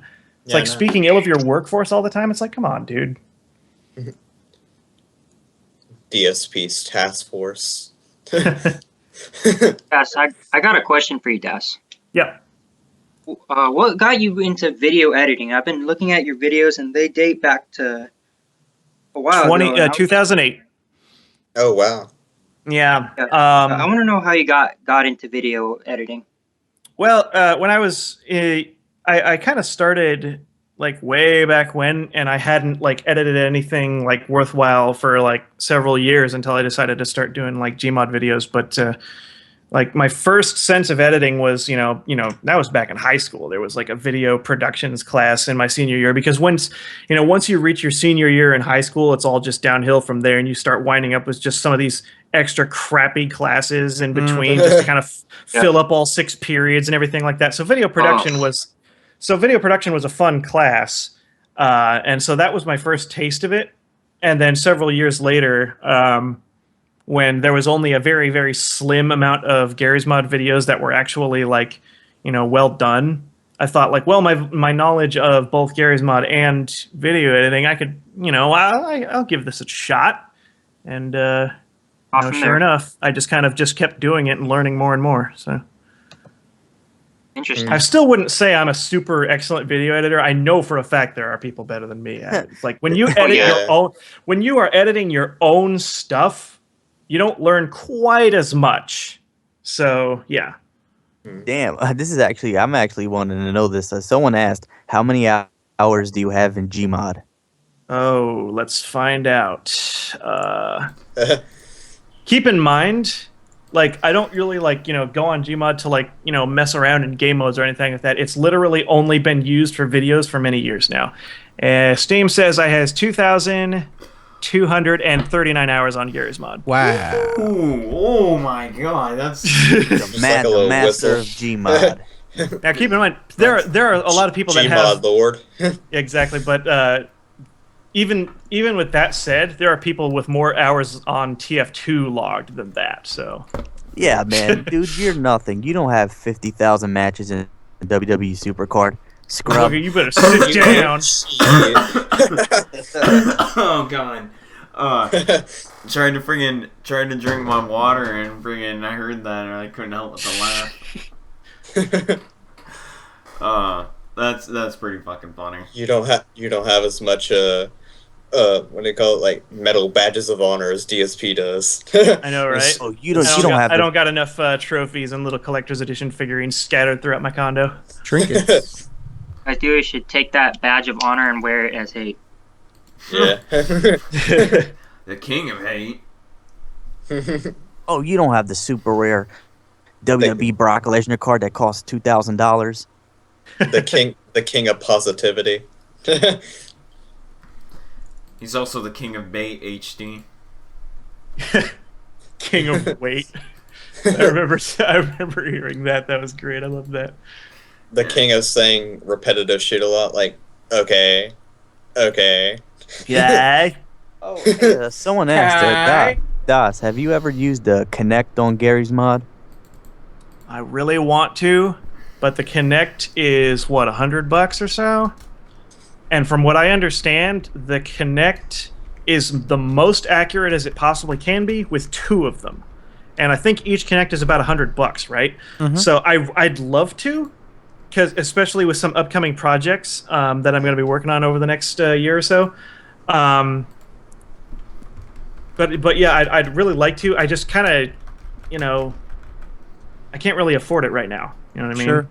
Because like with April coming up, especially, it's like, yeah. So, but I would certainly love to. I'm going to be getting back into Source Filmmaker pretty soon, especially on this new YouTube Avenue episode I'm going to be doing. I'm going to be doing it in Source Filmmaker, so nice. It's it would probably be a perfect time to learn it. Also, from what I understand, if you're going to get Connect to work right, you also need to buy the rights or the license to use something called Episoft in order to get it working properly and in the best it can be. So that's another $150. So it's like a $350 investment, and it's like, The king of somebody will probably suggest that I make a fundraiser, but I already did that for my computer. I can't bring myself to do it again, and I already have a Patreon. It's like I can't do it. No, I have to do this on my own. I can't keep doing that. I have a question. I feel bad enough having a Patreon. So, is there any games that you play for leisure? Just to sit back and have fun? I am playing Far Cry 4 at the moment, and it's great. If Oh, you lucky. Oh, that's awesome. it is so. Oh, The man. PC version is riddled with bugs, though. There's some bad graphical stuff. Oh, Fred, you're not gonna like Calling that. Assassin's Creed. Yeah, it's got some graphical bugs. It runs at 60 frames per second, but there are these strange hitching issues in the game. What I mean by that is there are these weird, like sudden, like hiccups in the frame rate when you have the audacity to move any faster than a turtle's pace. So it's really noticeable. And even Total Biscuit managed it in his port report. And even his monster of a computer was having hitching issues because I guess the third core of his computer is getting stacked out. It's really nuts. So they need to fix the damn thing. But it's still fun. It's a good game. Do you think Ubisoft is slowly turning into EA? Dude, Ubisoft surpassed EA long ago, dude. They're the ones that started that whole always-on DRM crap, and then stupid-ass Blizzard followed suit, and, EA did it. So anybody who uses, and then their really lame excuse of, we can't have female characters because that would require big, stupid amounts of money. And then, of course, they talk to other devs who are all like, no, it doesn't. What the hell are they talking about? 60 frames per second, don't need that. 30 is more cinematic. Stop with the lies, that Ubisoft. Was the worst statement. That was the worst statement they ever made, in my opinion. So Ubisoft makes extremely stupid statements on a very regular basis. They have long surpassed EA in terms of stupid. So, in my opinion. Well, my guess is they're trying to make their games look like movies from the 1950s in terms of frame rate. Yeah, but here's the thing: these are video games, idiots. Hey, I was actually going to ask you, DasBoSchitt, are you having fun riding around on elephants? Oh my god, the elephant is so fun. Every time I see an elephant, I don't care if I have to travel across the entire map. If I see an elephant, I will ride the elephant the whole way there. Awesome. And I will headbutt pirates off the road. It's fun. Are you having fun, just going on a rampage and, throwing cars up in the air and shit? Oh yeah, absolutely. I love how dynamic the world is in the sense that it's the animals will interact with the world and everything. This funny story I had, I was trying to capture a convoy. There are these convoys that drive by every now and again full of enemy supplies. You can either blow it up or steal it. So I decided to steal it. I shoot the driver out and I get in. And all of a sudden, this jeep full of pirates come steering up and stop right in front of my jeep. I'm like, well, I can't get away from them in this big hunk. So I'm about to get out and shoot them dead. And all of a sudden, I hear one of the pirates yell, "Rhino!" And then all of a sudden, their jeep goes flying through the air and all three of them die. Oh, that's awesome. So a fucking rhino just rams them off the road, and it was the funniest damn thing in the world. I couldn't stop laughing. So the game is a lot of fun. They just got to fix some of the bugs. Some bugs I hope they don't fix. I hope they do not fix the fact that some of the guys fly up in the air when I kill them. So you mentioned that you were having some issues with it. What kind of setup are you running? It's kind of been a while since I've had the details in front of my face here. Hang on. What's the... Oh, crap. I'm drawing a blank here. DX Diag, of course. All right. I'm running Windows 8.1 right now. Processor is Intel Core i7. Did I lose you? I suddenly stopped hearing myself. No, you're still here. Oh, that was strange. What the hell? Okay, anyway. So I've got an i7. I got 16 megs of RAM. Let's see. And then my video card is an NVIDIA GeForce GTX 680. Okay, 680. All right. And so, it's pretty good. And it runs well on very high. I haven't, it'll run on ultra, but you get a lot of frame drops every now and again. So I'd probably need to get a better video card. Gotcha. I'm looking forward. Consistent. I'm looking forward to playing it. I bought it on the 13th. I got it on Tuesday, but I didn't pick it up until today. You get it on PC or console? On PC. So I'm excited to try it out. I've got a GTX 780 and I've got a 4770K processor with liquid cooling. So I'm hoping that if I overclock everything just right, I can get it steady 60 frames at the highest possible settings. But Yeah. I Yeah, don't but if you know. do I don't play like it, turning don't- down anything just on principle. Yeah, I know, right? Well, if you see the hitching issues, don't worry. Everyone's seeing them. Okay. So, at So least yeah, in I'm currently, they have a chance to fix it. I can't wait to play Far Cry 4, but I still need to beat Far Cry 3. So Far Cry 3 is You also missed very Far good. Cry 3 was great on PC. Yes, Yeah, it was great. I will be playing. I could stream it actually at some point. That'd be fun to stream. I'll be playing GTA 5 on PS4, so yeah. Yeah, aren't they putting like first person in that? I heard that. I guess so. I haven't actually played it yet because I pre-ordered it from Walmart. It's coming a bit late, so. Wow, it's an interesting step. Makes me interested. So, we're gonna do a quick Q&A. There's some questions that people have on Ask FM that are left over. So if you guys want to take a couple of minutes to answer them, we can, and then we can just wrap up from there. Sounds good. So, Good. let's take a good look at them now.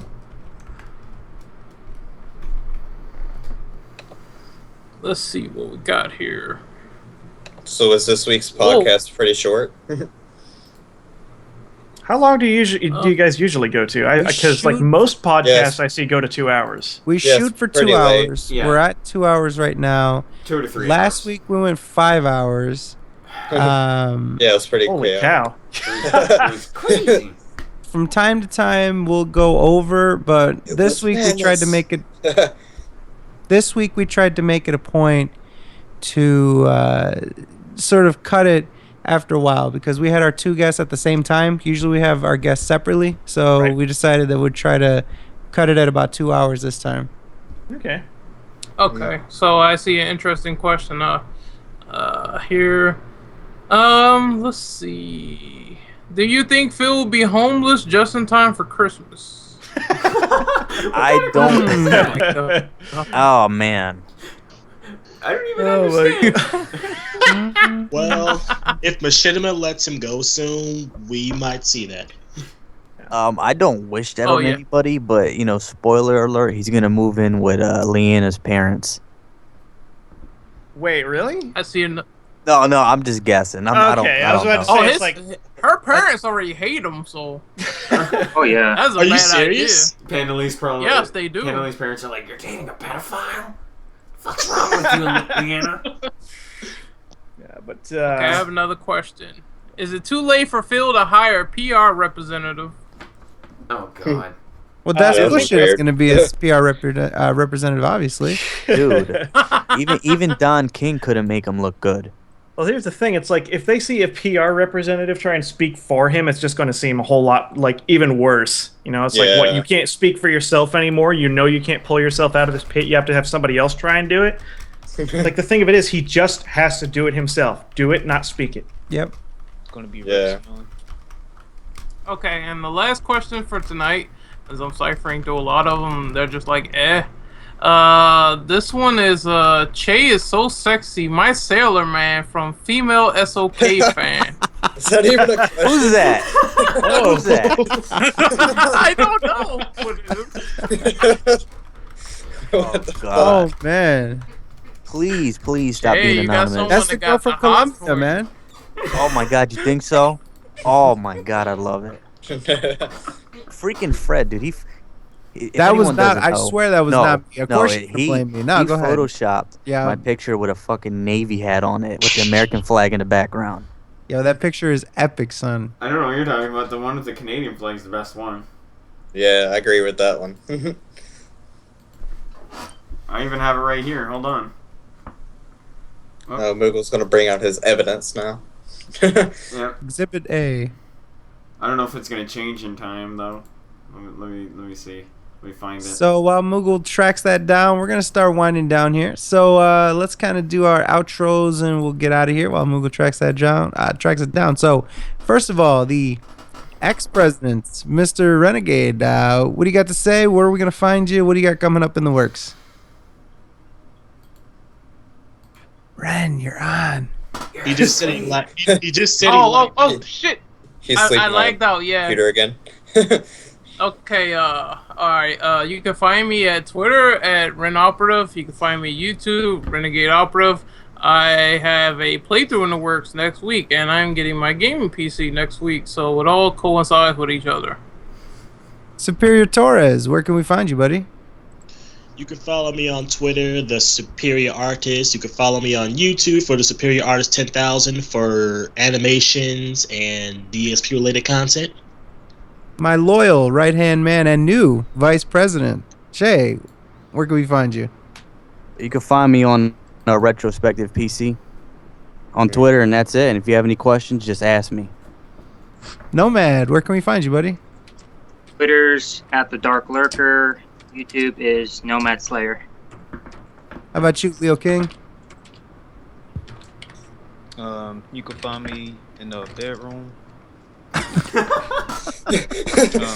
You can find me in your mom's house. You can find me at Twitter at Leo King.